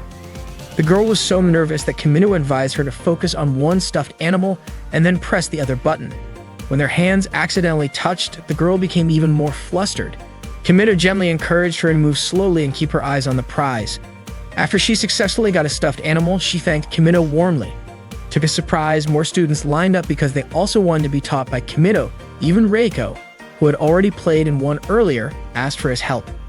Kimito and the others then moved to the dance game area. He looked around, wondering where Aika had gone since she had been there earlier. Kaya asked what the game in front of them was called. Kimito explained that it was a game where players had to dance along with the music. He asked if they wanted to give it a try and decided to demonstrate how it worked. Kimito danced according to the moves shown on the screen, impressing everyone with how well he could play. Kimito mentioned that the game could be played with two people. Two students tried playing together, but they struggled and even ended up bumping into each other. Suddenly, Arika appeared and immediately jumped into dance. She told them they needed to focus on the instructions shown on the screen. Arika danced while giving live instructions, helping her partner follow along easily. Arika and her partner managed to clear the game perfectly, earning admiration from everyone else. Aika got so excited that she did not even realize she had started chatting with her partner, something she normally tried to avoid. The others were so impressed that they started asking Aika to teach them too. Seeing their enthusiasm, Aika felt truly happy, thinking that her dream of becoming popular might finally come true. After they had their fill of games, they went to Starbucks to enjoy some coffee. Meanwhile, Karen was happily playing with a dog nearby. Aika smoothly recited a complicated drink order: grande hazelnut vanilla almond caramel extra whip caramel sauce rumba chip chocolate cream foamsino, without missing a beat. Her friends were amazed and praised Aika, saying she was incredible. They even started relying on her because she looked so confident. Aika was absolutely thrilled to hear their compliments. The group joked about how commoners needed to cast complicated spells just to order coffee. They were not even sure if they could manage it themselves. Aika explained that the order she said earlier was an advanced one and reassured them that they could start with something simpler, like a hot or iced latte. Seeing how close Aika and the others were becoming, Rieko grew noticeably gloomy. Even when Aika came over to join them, Rieko still seemed down. At one point, the group asked Aika what the small hole on the coffee cup lid was for. They wondered if it was meant for drinking. Aika was not sure either, but she wanted to show them how to drink through it. Unfortunately, Himina did not manage to stop her in time. Aika burned her mouth on the hot coffee, making her cry out in pain. Rieko immediately worried about her, but Aika quickly insisted that she was fine, even though she had clearly been hurt. While her friends were enjoying their coffee, Karen kept chasing after a dog. Out of nowhere, Kimido asked if they ever used their phones. Since they met each other every day, they hardly ever used them. Kimido then asked if they rarely sent messages to each other. They explained that they liked to keep it a secret from their other friends, so they usually only did it right before going to bed. Curious, Kimido asked about Aika. Aika said that she never did that, mostly because she had never been friends with anyone in her class before. Hearing that, the two girls offered to exchange emails with her. Aika looked a little confused, but Kimido encouraged her to accept them as her friends. Aika looked really happy and friendly. After that, everyone started competing to exchange emails with her. Seeing Aika smile so brightly made Kimido feel happy too, though Reiko looked a little down. Meanwhile, Hakuo was completely absorbed in playing with dolls, and Sakamori asked what she was up to. Aika started making a lot of friends after she opened up during the dance game. Back then, the students were still in the commoner's garden and they visited a fashion center. Aika explained to them that the tears in the jeans were not because they were damaged, but because that was the design. That was what people called fashion. Her friends praised her for knowing so much about the world outside. Aika was even excited when they asked for questions about the clothing styles at the fashion center. Kimido figured that with things going this well, there should not be any problems. That was when he noticed Karen holding a t-shirt with a star graphic. It looked like she really wanted to wear it. She stood in front of the mirror, holding the shirt close to her body. When she put it back on the shelf, she looked a little confused because the fold was different from the rest. Kimido told her to leave it alone since a store clerk would take care of it anyway. Suddenly, Karen told Kimido not to get the wrong idea. She said she was not interested in items like that and just happened to pass by. She insisted it was not her style and that she usually never went near something that's silly. Kimido encouraged her to give it a try and asked if she actually liked the shirt. Karen got irritated and pulled out her katana. Kimido reminded her that he had already defeated her before without even lifting a finger, and if he really meant it, he could easily make her disappear from this world. Karen started trembling in fear, and Kimido decided to have her try on the shirt. Just as he was about to give the command, Karen suddenly started taking her clothes off. She told Kimido he could do whatever he wanted with her until he was satisfied. Kimido quickly told her to just put on the shirt. Karen was thrilled as she walked into the fitting room. Not long after, she said it was pointless because she looked ridiculous in it. Kimido told her it was cute, so it should be fine. Karen said she did not want to be seen wearing something like that, which only made Kimido more curious. He asked her to open the curtain. When Karen pulled the curtain aside, Kimido said the outfit looked great on her, but then he realized how much of her thighs were showing, probably because the hot pants were too small. Kimido had known from the start that Karen had a curvy figure, and he liked that about her. But the tiny hot pants made her curves stand out even more.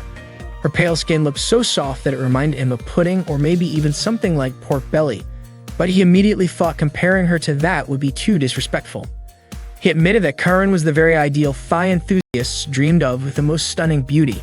He even found himself saying King Arthur over and over again. Karen said she was ready to be laughed at because she knew it was embarrassing, especially since her legs were so thick. Kimido told her legs were not thick at all, but actually perfect and amazing. He asked her not to blame herself too much because even if the whole world was against her, he would still like her just the same. Hearing that made Karen emotional. Kimido asked her to keep wearing the outfit and to show it to him because he wanted her to wear it everywhere, all the time. Out of nowhere, Karin hit him on the head and shouted that he had to take responsibility for what he had said. Then she quickly ran away. Later that night, Aika was in a good mood because she got messages from several friends on her phone. Reiko, who was with her, said that messaging each other like that sounded fun. Aika apologized for troubling Reiko since they were sharing a room, but Reiko did not seem to mind. Aika said that at first, they used to hate each other, and now they were sharing a room. Aika added that they were still enemies, and Reiko agreed, saying she really hated Aika. Aika was confused about why Reiko looked so upset, but Reiko told her she was not mad at her. Aika brought up the email she had sent to everyone and asked Reiko to take a look at it. Reiko wondered why Aika did not just ask Kimito for help instead. But no matter what, Aika really wanted Reiko to read it because the email was important. It explained why she had been avoiding everyone all this time. Reiko asked why Aika was asking her specifically. It turned out that it was because Reiko was the most popular girl in class. Even if she could be a bit annoying, that was just the truth. Aika said Reiko seemed to really understand how people felt and always knew what to do. The way Reiko spoke and helped others was something Aika admired, which was why she wanted Reiko's opinion. Maybe Reiko hated her, but Aika felt like she had no one else she could rely on, so she sincerely asked for her help. Hearing all that, Reiko finally agreed, and Aika was clearly happy about it. When Reiko read the message, she said it was way too long. From start to finish, she felt like it never got to the point. The apology at the beginning dragged on, and if Kimito read it, he would probably find it too heavy. Reiko told her to come up with something simpler and pointed out the parts that should be cut out. After Aika shortened the message, she showed it to Reiko again. The message now explained that the reason she had been avoiding everyone until then was because she always spoke her mind, and one time it ended up hurting a friend. Ever since, she had kept her distance from people because she was afraid it would happen again. But the truth was, she really wanted to be friends with everyone. She also apologized for how she had been acting and said that from now on, she wanted to get along with everyone. Aika asked Reiko if the message was good enough now, but Reiko still thought it was a bit too long. According to Reiko, it did not need to be that wordy, especially since they were all already friends. Aika then sent the message to everyone in their class. She thanked Reiko because thanks to her, Aika was finally able to connect with her classmates. Now she would have lots of friends. The next morning, Miyuki woke Kimito up like usual, saying she wished he would never wake up again. Kimito was puzzled because Miyuki had always acted that way, but he started to wonder if she really disliked him. Still, Miyuki always did her job as his maid flawlessly. Suddenly, as if she could read his mind, Miyuki said that being a professional was something she took pride in. She added that someone like Kimito, who only had 5 neurons, was easy to read. Kimito asked if someone with just 5 neurons was supposed to be impressive, and Miyuki said yes. That left Kimito wondering what Miyuki really thought of him. That morning at the school restaurant, the students were having breakfast together. Aika was about to call out to Reiko, but her 2 friends invited her to eat with them. Around that time, Kimito saw Aika being invited to join a tea party after school by her classmates. He was glad to see that she had finally made some friends. Reiko walked over to Kimito and invited him to eat with her.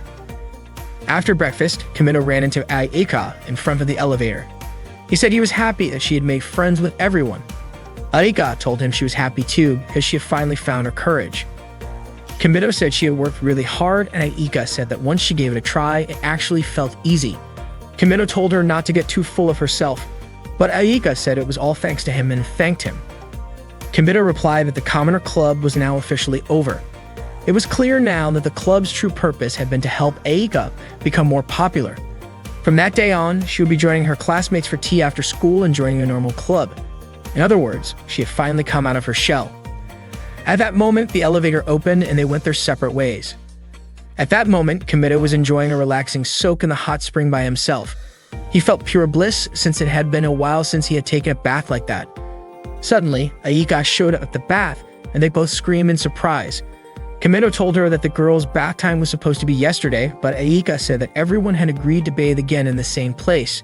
Not long after, Aika's friends arrived and apologized for making her wait so long. While that was happening, Kimito dove underwater and hid behind Aika's legs. Aika's friends invited her to get into the water already. Kimito tried to hold his breath, but when he could not take it anymore, he came up for air. Right then, Aika made a noise to keep her friends from getting suspicious. One of them asked if something was wrong, and Aika pretended she was just enjoying the hot bath. Kimito dove underwater again. He could feel the warm towel covering Aika's backside. Even though the towel was small, the sensation made him a little too excited. The softness of her thighs felt like pudding. Aika's friends pointed out that her face was turning red. Aika almost blurted out that Kimito was there, but Kimito quickly covered her mouth with his hand. He started to panic, knowing that if he slipped up even a little, Aika would probably tell them everything.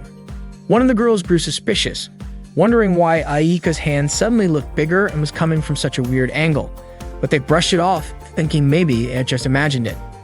One of them asked what was going on with Kimito since Aika had mentioned his name earlier. Aika replied that it was nothing. Her friends assumed that she and Kimito were pretty close already, and they admitted feeling a little jealous. They were curious about what kind of relationship the two of them had. But Aika said that there was nothing going on between her and Kimito, and from now on, maybe things would not be the same as before. She looked a bit down, which made her friends ask what was really going on. Aika said she was fine, even though she clearly did not look it. Meanwhile, Kimito was struggling to hold his breath any longer. He knew he had to do something. Out of desperation, he suddenly reached up and grabbed one of Aika's friends. The girl assumed Aika had done it and told her that her joke had gone way too far. Aika apologized. She knew right away that it was Kimito's doing and elbowed him hard in the head. At that point, Kimito started to lose consciousness. Aika's friends eventually left the bath and walked away. Aika panicked when she realized Kimito had passed out. She quickly pulled him up and was about to give him mouth-to-mouth. She tried to convince herself that it was not really a kiss and that their lips would not actually touch. She went for it, but the first attempt did not work. When she tried again, her friends suddenly returned to the bath and caught her in the middle of it, right as she was giving Kimito mouth-to-mouth. They were shocked, and Aika panicked when she realized they had seen her. Without thinking, she said that Kimito's lips were really soft and felt kind of nice. The next morning, Miyuki woke Kimito up as usual, saying she really wished he would never wake up again. When Kimito opened his eyes, he wondered if he had passed out from spending too much time in the hot spring the day before. Miyuki reminded him that the students were supposed to gather in the lobby at 10 o'clock and that he only had 20 minutes left. She told him to hurry and get ready. Once he finished getting ready, Kimito headed to the lobby. Strangely, the other students were glaring at him with judgmental looks. He walked over to Aika and asked what was going on. Aika said it was nothing, but Kimito was sure something had happened because everyone kept staring at him. Soon after, the students began to leave the lobby. Still confused, Kimito asked Aika again what was going on. Aika finally told him that the other students thought they were dating. Kimito was confused about how they could have gotten that idea. Before he could even figure out what had happened, Karen stormed over, called him a liar, and punched him hard. She said she really hated him. That afternoon, Aika told Reiko, Hakuya, and Karen everything about what really happened between her and Kimito. Reiko asked if that meant Aika and Kimito had not kissed. Aika confirmed that they had not, which made Reiko feel relieved. She said they needed to clear up the misunderstanding as soon as possible, and she was even willing to help. In her opinion, they had to act fast by sending a message to everyone in their class. As soon as Kimito arrived, Hakuya ran up to him and gave him a hug. Aika then asked Reiko to give her a little more time, and Reiko agreed. Reiko added that if that was the case, next time she would have to be paired up with Aika again. Aika was confused as to why Reiko seemed so happy about that, but Reiko quickly denied feeling happy at all. Aika started wondering just how much Reiko hated her, since she looked so cheerful in that kind of situation. Hearing that, Reiko tried to deny it. Aika then said that just yesterday, she had thought Reiko might actually be a good person, but now she had to admit she really disliked her. Not wanting to back down, Reiko said she disliked Aika too. Watching the two of them go back and forth like that, Kimito could not help but smile. Kimito told Aika about a fortune-telling app on his smartphone. Curious, Aika asked him to show it to her. When the app started up, a voice played that sounded just like Marika's, so Aika thought it was her. But Kimito explained that it was not Marika, only the same voice actor. The fortune was based on the moon's movements. According to the result, many people said that Aika had a thin mental wall, meaning she was too honest and easily hurt by small things. That was why she often craved attention from those around her. Aika said the reading was spot on. She was surprised that just her birth date could reveal so much, and she praised the fortune-telling methods of commoners for being impressive. Kimito pointed out that the reading also included a lucky color. As soon as she found out, Aika dressed entirely in green to match her lucky color. She even covered her face with green to make sure it had the full effect. She asked if she needed to cover her palms as well. Kimito said that was actually a great idea. He handed her some soybeans and told her to dance while shouting, "Beans, beans," since it was a traditional dance among commoners to celebrate the change of seasons. Aika said that nobles also used beans in their seasonal rituals. Kimito admitted it was not quite the time for a seasonal shift, but he was confident that at least half her luck would come if she did it, so she had to go through with it. Aika asked if she was supposed to use roasted beans, but Kimito insisted that soybeans were important too. He encouraged her to dance with the luck in her hands. Aika began dancing right away, yelling, "Beans, beans." Kimito complimented her and said it was time to finish it with a gets pose. Aika danced again and wrapped it up with that pose just as Reiko, Hakua, and Karen entered the classroom. Reiko asked who was hiding behind the green outfit. Kimito explained the fortune app to Reiko, Hakua, and Karen. Then it was Reiko's turn to hear her fortune. It said that thanks to her sharp observation and analytical skills, she would do well in management. The reading also revealed that Reiko enjoyed being around others and was the type of person who never gave up on love. Reiko was impressed. It felt incredibly accurate. Aika agreed, saying that commoner fortune-telling was really on point. Next was Hakua. Her fortune said her passion and desires were in balance, and she only needed to improve how she managed the two. It also said she would be well-suited to becoming either a scientist or an artist. Reiko commented that the fortune-telling of commoners was truly amazing, like a glimpse into the future. Kimito added that it was true. Hakua really did fit the image of a scientist at their school. Suddenly, Karen called it all ridiculous and asked what kind of reading the app could possibly give her. She was sure something that silly could never figure her out. Kimito asked if she wanted her fortune read too. Karen brushed it off, saying it would probably be something about martial arts. Maybe something about her becoming a great warrior or someone like Miyamoto Musashi. But Kimito told her that kind of result did not exist. Instead, the app said that Karen was actually very lonely, the type of person who constantly worried about things around her, made lots of careless mistakes, and often messed things up. But her smile made people forgive her quickly. When it came to love, she needed to be a little more patient. Her biggest strength was her natural charm. After hearing it, Karen claimed the app must have gotten it wrong. But Kimito said it was almost entirely true. Karen assumed that because Kimito was the one using the app, it gave her a bad result. She snatched the phone from him and said she would do it herself. While going through the app, Karen suddenly noticed a feature that showed compatibility between people. Reiko suggested they use it to help the Commoner Club function better by seeing how compatible everyone was. Since the compatibility feature only worked between male and female pairs, they had no choice but to test it using Kimito as the match. Everyone agreed to try it. Kimito was surprised at how in sync his friends were when it came to things like this. He figured it was probably fine since it was just a game. Reiko asked Kimito to go ahead and start. Kimito said he would begin by checking his compatibility with Reiko first. Hearing that made Reiko nervous, so she suggested letting Aika go first instead, since her name came first alphabetically. Not long after, the results showed up, complete with scores. Reiko, Aika, Karen, and Hakua eagerly asked Kimito to reveal the results. Aika and Kimito got a score of 80 points. According to the result, Kimito was initially scared when he first met Aika, but over time they ended up falling in love. It said the two of them would make a great couple. Aika was overjoyed when she heard that, but she quickly covered her mouth and rushed out of Kimito's room. She came back a moment later and admitted that at first she thought the result was just about her luck in general, but it turned out it was about her compatibility with Kimito. After that, Reiko asked to get her result too, since her last name, Arisugawa, should have come first alphabetically. Aika said she hoped Reiko would get a good score, but she also thought it might be tough to beat an 80, especially since that was her own score. Reiko urged Kimito to hurry and show the result. To everyone's surprise, Reiko scored 90 points. The result said that Reiko and Kimito were highly compatible for marriage, and if they ended up together, Reiko would live a happy life after getting married. Reiko was thrilled. She never expected to get 90 points and be told she would make a great match for Kimito. Aika was not happy about it. She was convinced something must have gone wrong, or maybe Kimito had entered the wrong information. Reiko said she was just grateful that both she and Aika got high scores, and honestly, she was really happy. Then she teased Aika for only getting 80 points. Next up was Hakua. Kimito was actually really curious to see how compatible he was with her. After a short wait, the score appeared. Hakua got 50 points. The result said that the score was neither good nor bad. It also mentioned that Hakua tended to misunderstand things easily, so a relationship with her would take more effort and understanding. The result made things a little awkward between Kimito and his friends.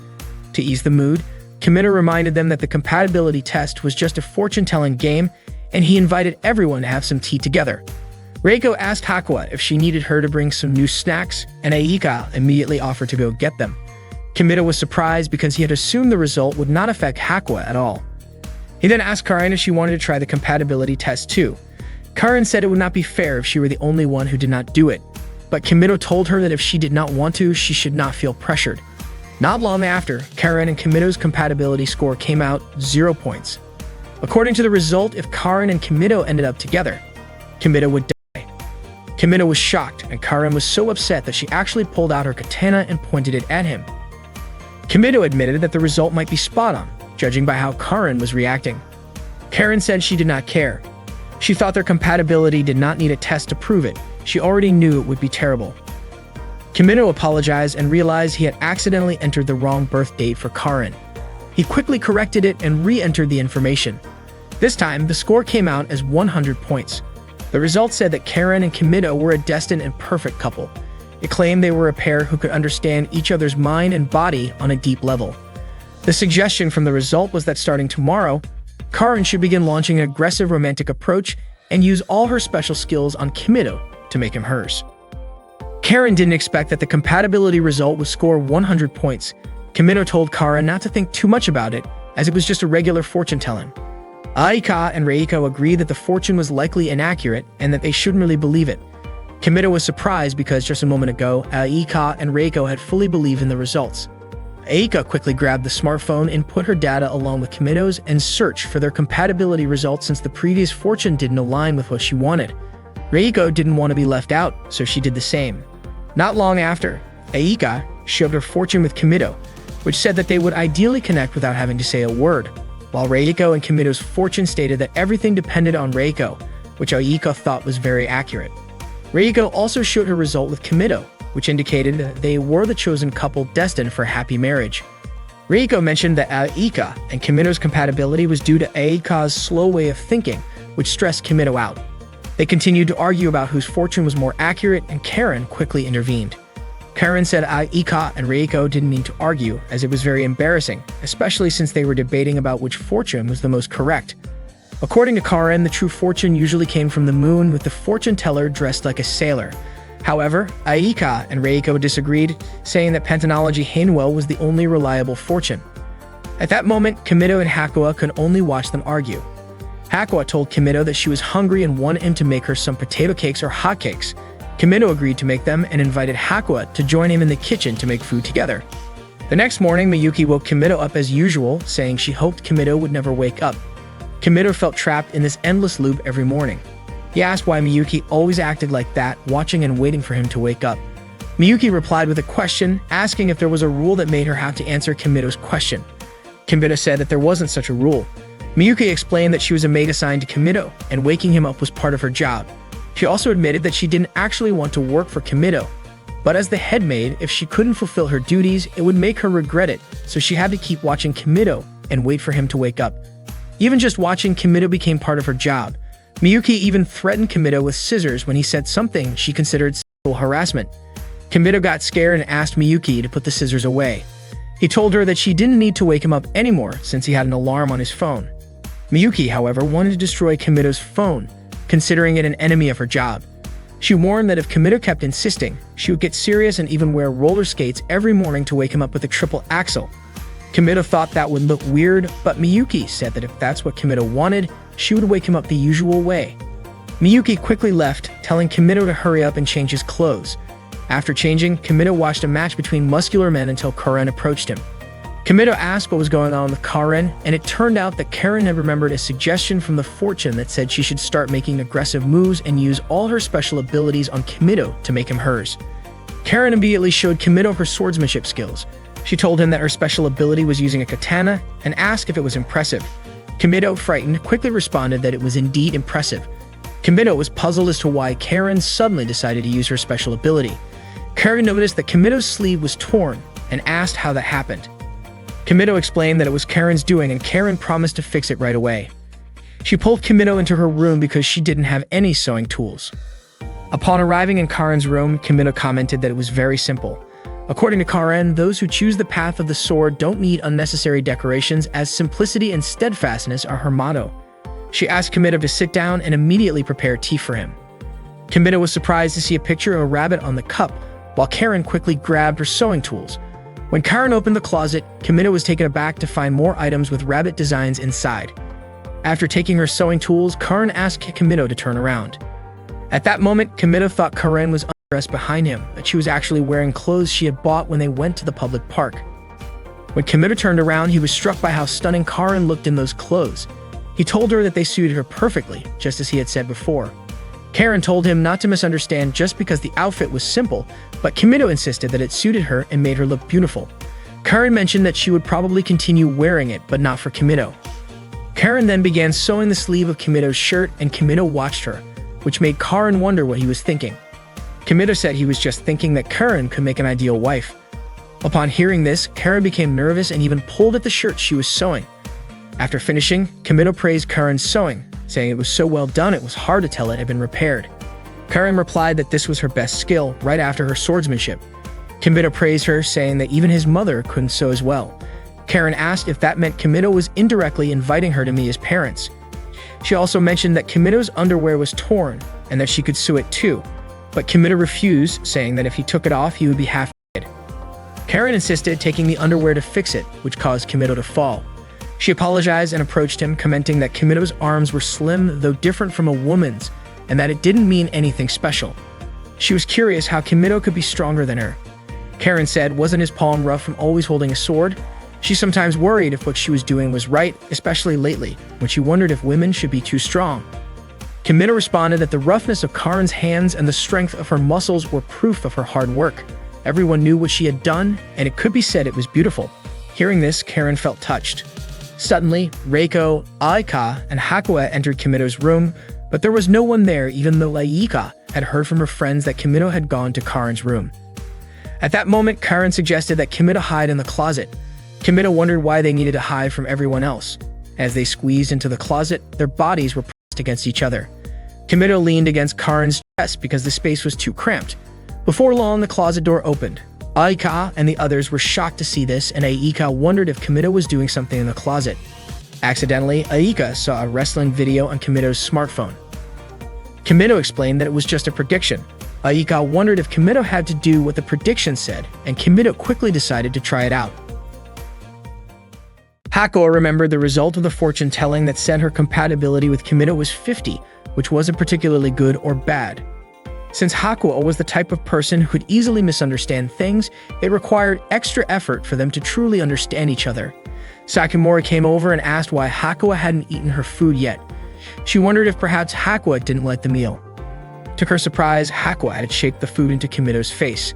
Sakimori then talked about Hakuya with her maid friends. Sakimori suspected that Kimito understood Hakuya better, and they thought Hakuya might be starting to mature. They decided to invite Kimito to the lab to let him in on everything about Hakuya, and they agreed to keep it a secret from her. While they were gathering in Kimito's room, Aika asked what a maid cafe was. Kimito explained that a maid cafe was a cafe where the maids were the workers. Aika then asked if commoners didn't have maids, since she had often heard about it in Kimito's manga. Some of the stories even had strange things like robot waiters and former terrorists who liked to shoot and had slimy tentacles coming out of their bodies. Karen called it perverted, but Kimito explained that the maids in those novels and mangas were just the creators' fantasies. In the real world, commoners didn't have such maids. He explained that the maids working in a maid cafe weren't like the maids who worked at the school. They were maids working for specific purposes. For commoners, maids were figures who were idolized, as they were considered out of reach and even treated like idols or special beings. Reiko asked if Kimito felt the same way. Kimito said that since coming to Seikain and seeing so many maids working so diligently every morning, he couldn't help but feel moved. Reiko then asked if Kimito liked maids, and Kimito didn't deny it. If that was the case, Reiko wanted them all to learn about the maids of commoners at a maid cafe. They all agreed, and Reiko said she would make a reservation. Later, Reiko, Aika, Karen, and Hakuya wore maid outfits to welcome Kimito. Reiko greeted Kimito and said she never expected to be a maid serving him. She first asked how many people Kimito was ordering for, and Kimito said just for one. Reiko then led Kimito to his table, handed him a menu, and told him to choose his order. Once he made up his mind, he could call her again. Aika quickly corrected Reiko's phrasing, saying it sounded odd to ask how many people Kimito was ordering for, especially the line about calling her once his order was decided. Kimito explained that it was just an act.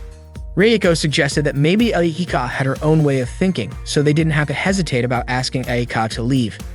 Aika was annoyed by this comment and asked if Karen and Hakua thought it was strange too.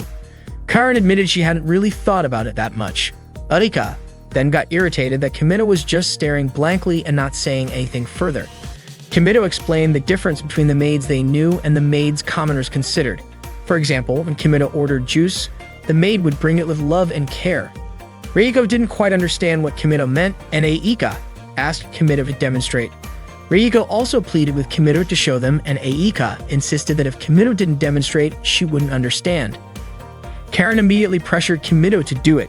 Eventually, Kimito demonstrated how a maid would serve an order in the sweetest way possible. To their surprise, the other maids witnessed this.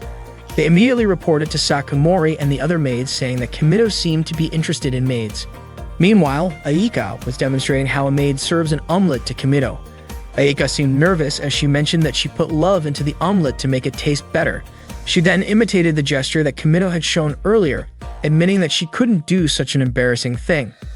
Kimito told Aika to apologize to him and all the maids at the cafe. Karen suggested she would draw something on the omelet with sauce. Karen drew a rabbit head on top of the omelet, and Kimito remarked that Karen's drawing was actually quite good. Meanwhile, Hakua, who was named, started writing formulas on the wall. Arika quickly approached and put Hakua's clothes back on. Suddenly, Karen's rabbit head drawing looked a bit creepy because there was too much sauce poured on it. At that point, Kimito asked Hakua to play a game.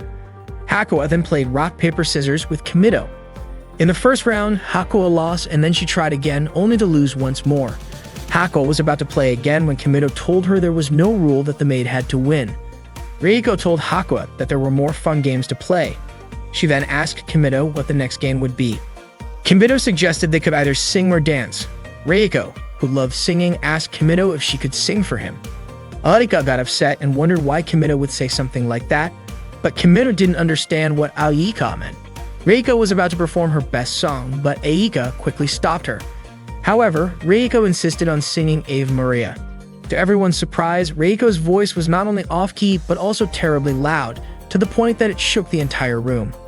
Kimito quickly saved Hakua, who almost got hit by the chandelier. Kimito had no idea what Reiko was doing, and Aika tried to stop her, but all the glass in the building shattered because of Reiko's voice. Aika said Reiko's singing sounded like an ambulance siren. Reiko, surprised, said that everyone had always praised her singing voice, so she couldn't understand why Aika would say such a thing. Arika thought that everyone had only been pitying Reiko and that her performance had ruined all the points she had earned.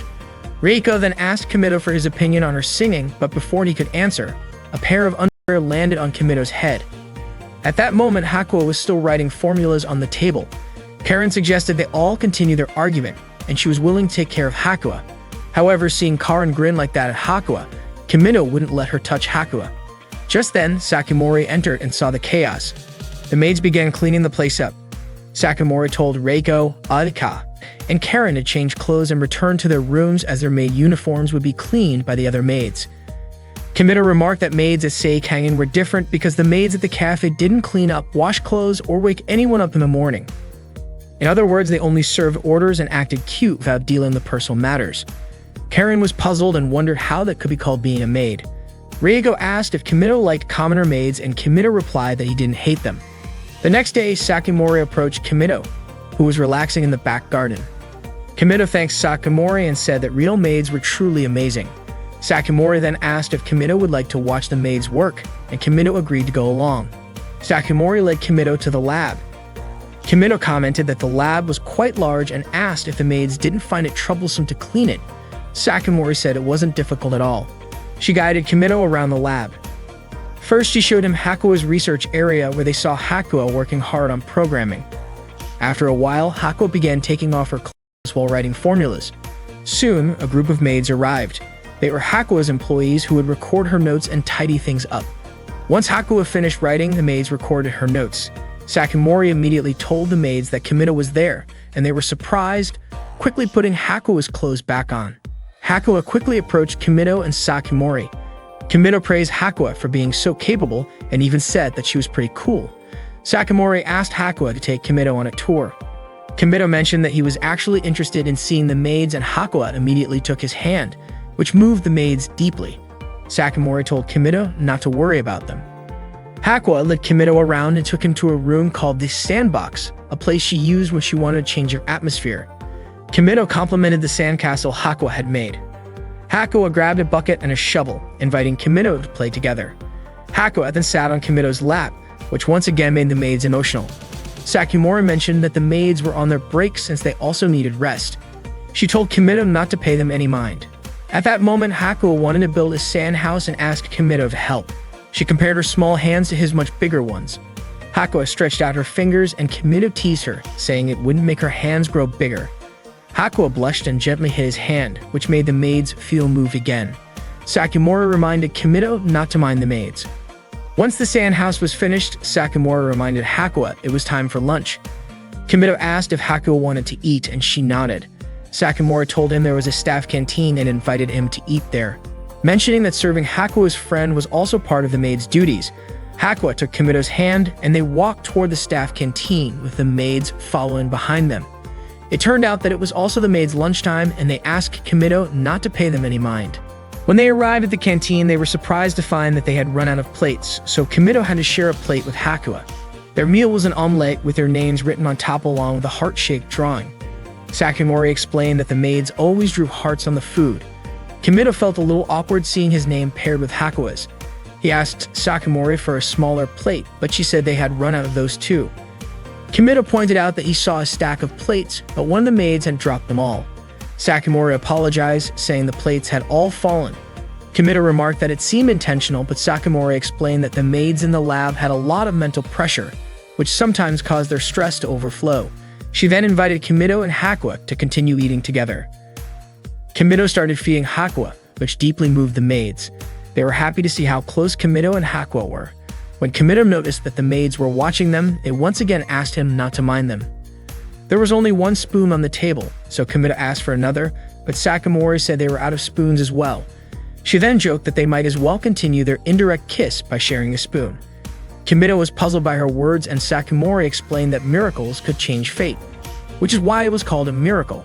Kimido reached for a spoon from the rack, but a maid standing nearby accidentally knocked all the spoons over. Sakamori apologized, explaining that the maid had become fearful whenever she saw silverware. Kimido wondered if she should see a doctor. Hakuo fed Kimido some food, and Kimido eagerly accepted, saying it tasted really good. One of the maids almost fainted from the closeness between Kimido and Hakuo. Soon after, Sakamori brought them a drink. To their surprise, it was just one glass with 2 straws in the shape of hearts. Sakamori explained that it was the only kind of straw they had. Kimido was puzzled as he saw a pile of straws there, but Sakamori explained that all of them were defective because their tips were closed. Kimido agreed that sometimes there are straws like that, but he didn't think all of them could be that way. Sakamori then invited Kimido to enjoy his drink. Kimido was certain that things wouldn't end until he had finished it. As Kimido drank while facing Hakuo, the maids became excited. Sakamori remarked that seeing Hakuo and Kimido together made it seem like they were dating.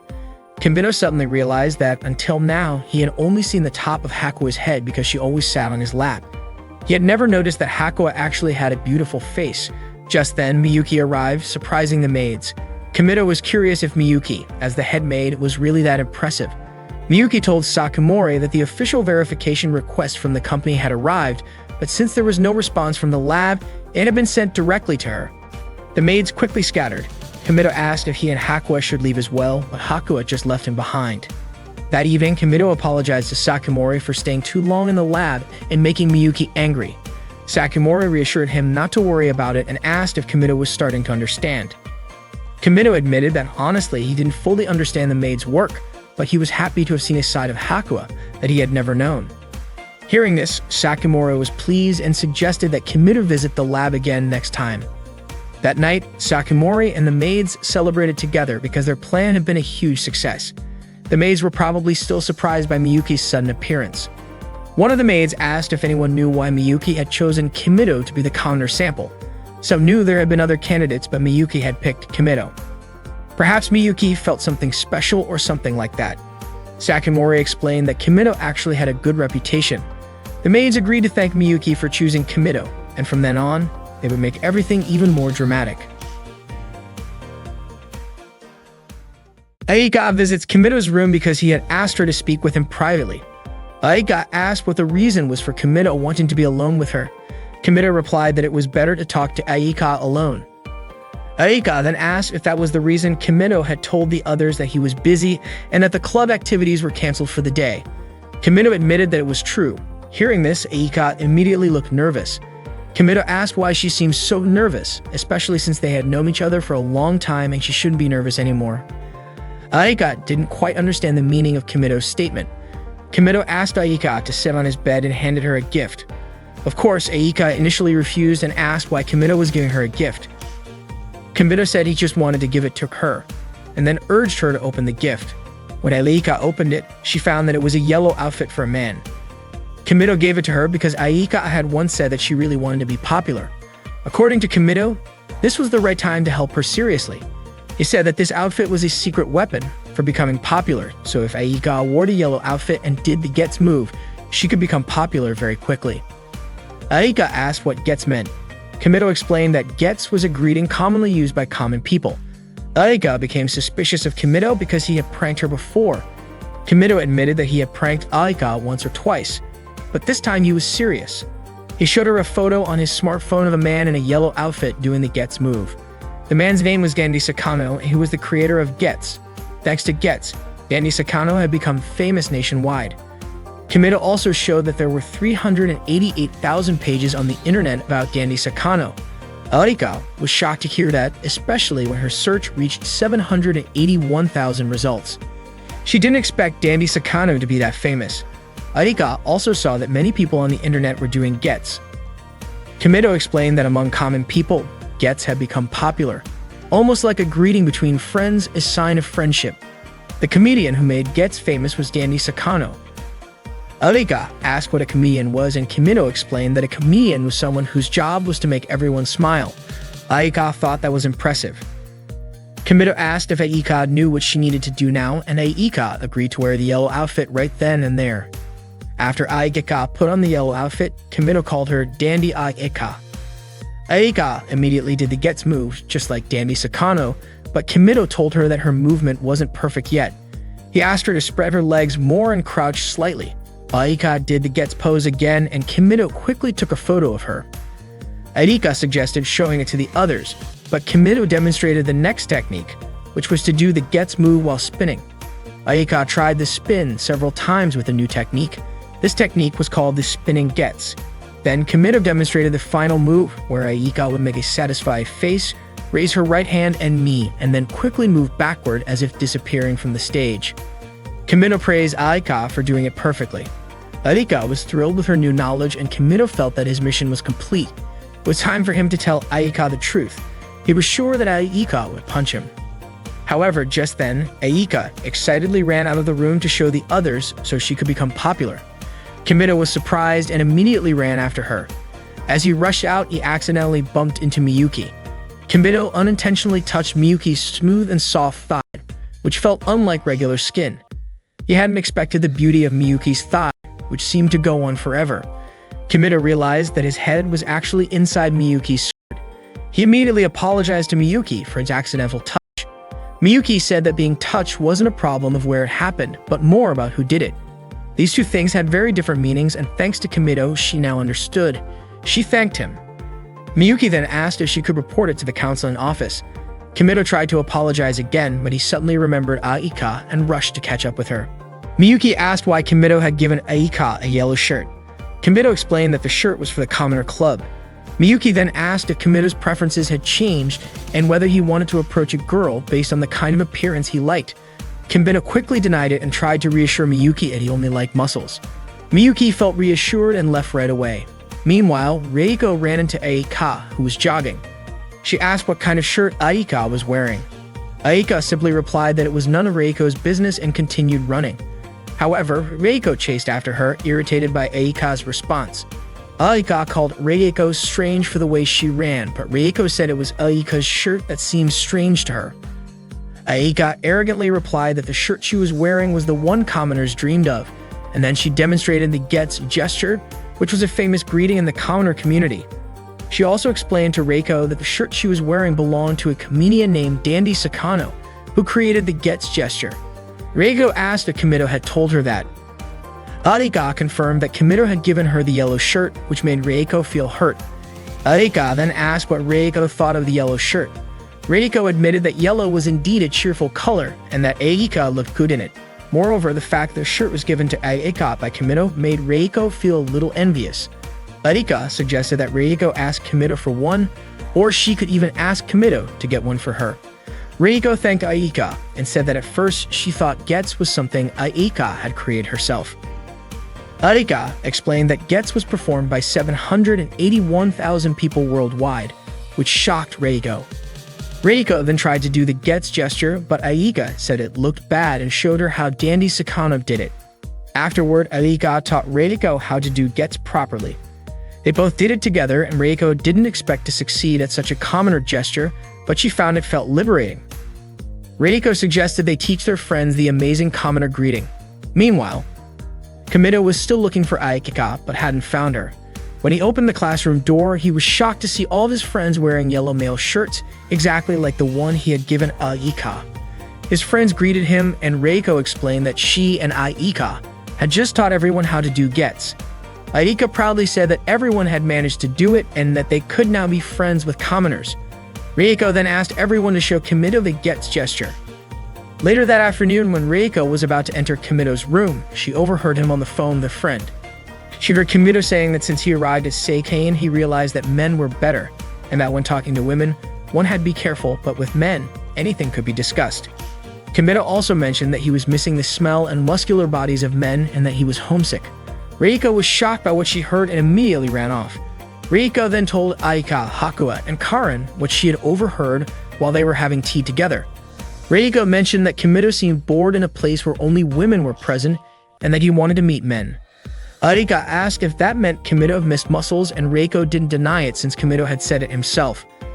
Hakua then asked if Kimido was planning to leave, but Reiko reassured everyone that they should not worry about that happening. Arika suggested that they just needed to become men themselves, and by doing so, they could appear as substitutes for male friends. Karen understood that this idea was to fulfill Kimido's desire to meet men.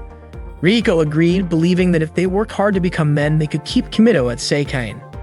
Reiko then asked what they should do first. Hakua proposed that they imitate Kimido, and Karen agreed since Kimido was the only man they had seen at Seikane. Reiko remarked that imitation was the beginning of all art. Aika laughed because she had never thought of that idea before. Reiko said that the more she thought about it, the harder it seemed. Karen pointed out that there was nothing to imitate from Kimido. Karen remembered something. When she had crossed paths with Kimido, she noticed that his gaze was always looking downward. They decided to try it out for themselves. Aika even imitated Kimido's frequent comment about how much he loved muscles. Reiko even remarked that it felt like they were seeing Kimido himself. Everyone agreed with that, and Reiko mentioned that it made her feel excited. However, Aika said that Kimido did not speak like that. Suddenly, Hakua said something and slapped her own backside. After that, they all did it together. Aika asked if that was really what Kimido did. Reiko felt that something was off about it. Aika recalled that the man in Kimido's video had muscles, while they were all just girls, and that was a big difference. According to Aika, since Kimido loved muscles so much, they should have strong muscles too. Reiko suggested making a plan about muscles. They quickly asked Sumire for muscle costumes, and before long, Sumire showed them a muscle suit. Hakua said the costume wasn't bad, but Reiko noted that there was only one. Aika was happy to wear it, but Reiko also wanted to wear it in front of Kimido to show off her muscular physique. Unexpectedly, Karen forcibly took the costume because she wanted to wear it too, and of course, everyone chased Karen to get the costume back. Sumire was almost unable to do anything as she watched the chaos, so she decided to leave. After a while of fighting over the muscle suit, they were exhausted. Reiko suggested deciding the matter with a game of rock, paper, scissors, and it turned out that Aika won. Aika was very happy. When she wore it though, Aika looked odd.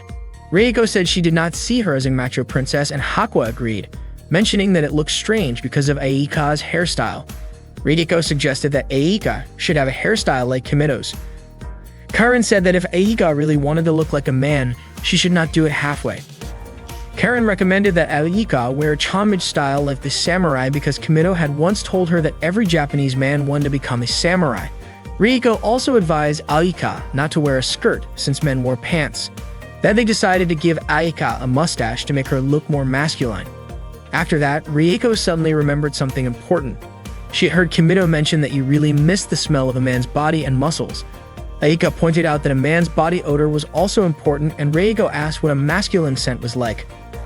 Aika said it might smell like meat, and Karin agreed. Rieko asked how they could get that kind of body odor, and Hakuwa suggested they might use yakiniku seasoning. After they got the yakiniku seasoning, they prepared to apply it. Karin mentioned that the smell was very strong, but Rieko said it smelled like masculinity. Aika was confident that if they wore it, they would have a manly scent. Rieko then applied the yakiniku seasoning to her friends. Meanwhile, Kimido was relaxing in his room. Before long, Aika knocked on the door and opened it to enter Kimido's room. Aika, Reiko, Karin, and Hakuwa all entered dressed in male costumes, the scent of yakiniku seasoning. They spoke to Kimido in loud voices, trying to sound like men. Aika even greeted Kimido with the word miss, which surprised Kimido. He admitted that he wasn't a miss, and asked why they smelled like yakiniku seasoning and looked so strange. Kimido asked what was going on. Aika explained that they had done all this because Kimido was going to leave. Kimido was surprised by this. Aika reminded him that he had said he no longer liked Seikei in school and would leave. Rieko also mentioned that Kimido was probably bored since there were only girls at the school. Because of that, they were willing to take the place of the boys. Kimido told them that their outfits were strange, but he thanked them and assured them not to worry, as he would stay at Seikei. Upon hearing this, they were all happy and relieved.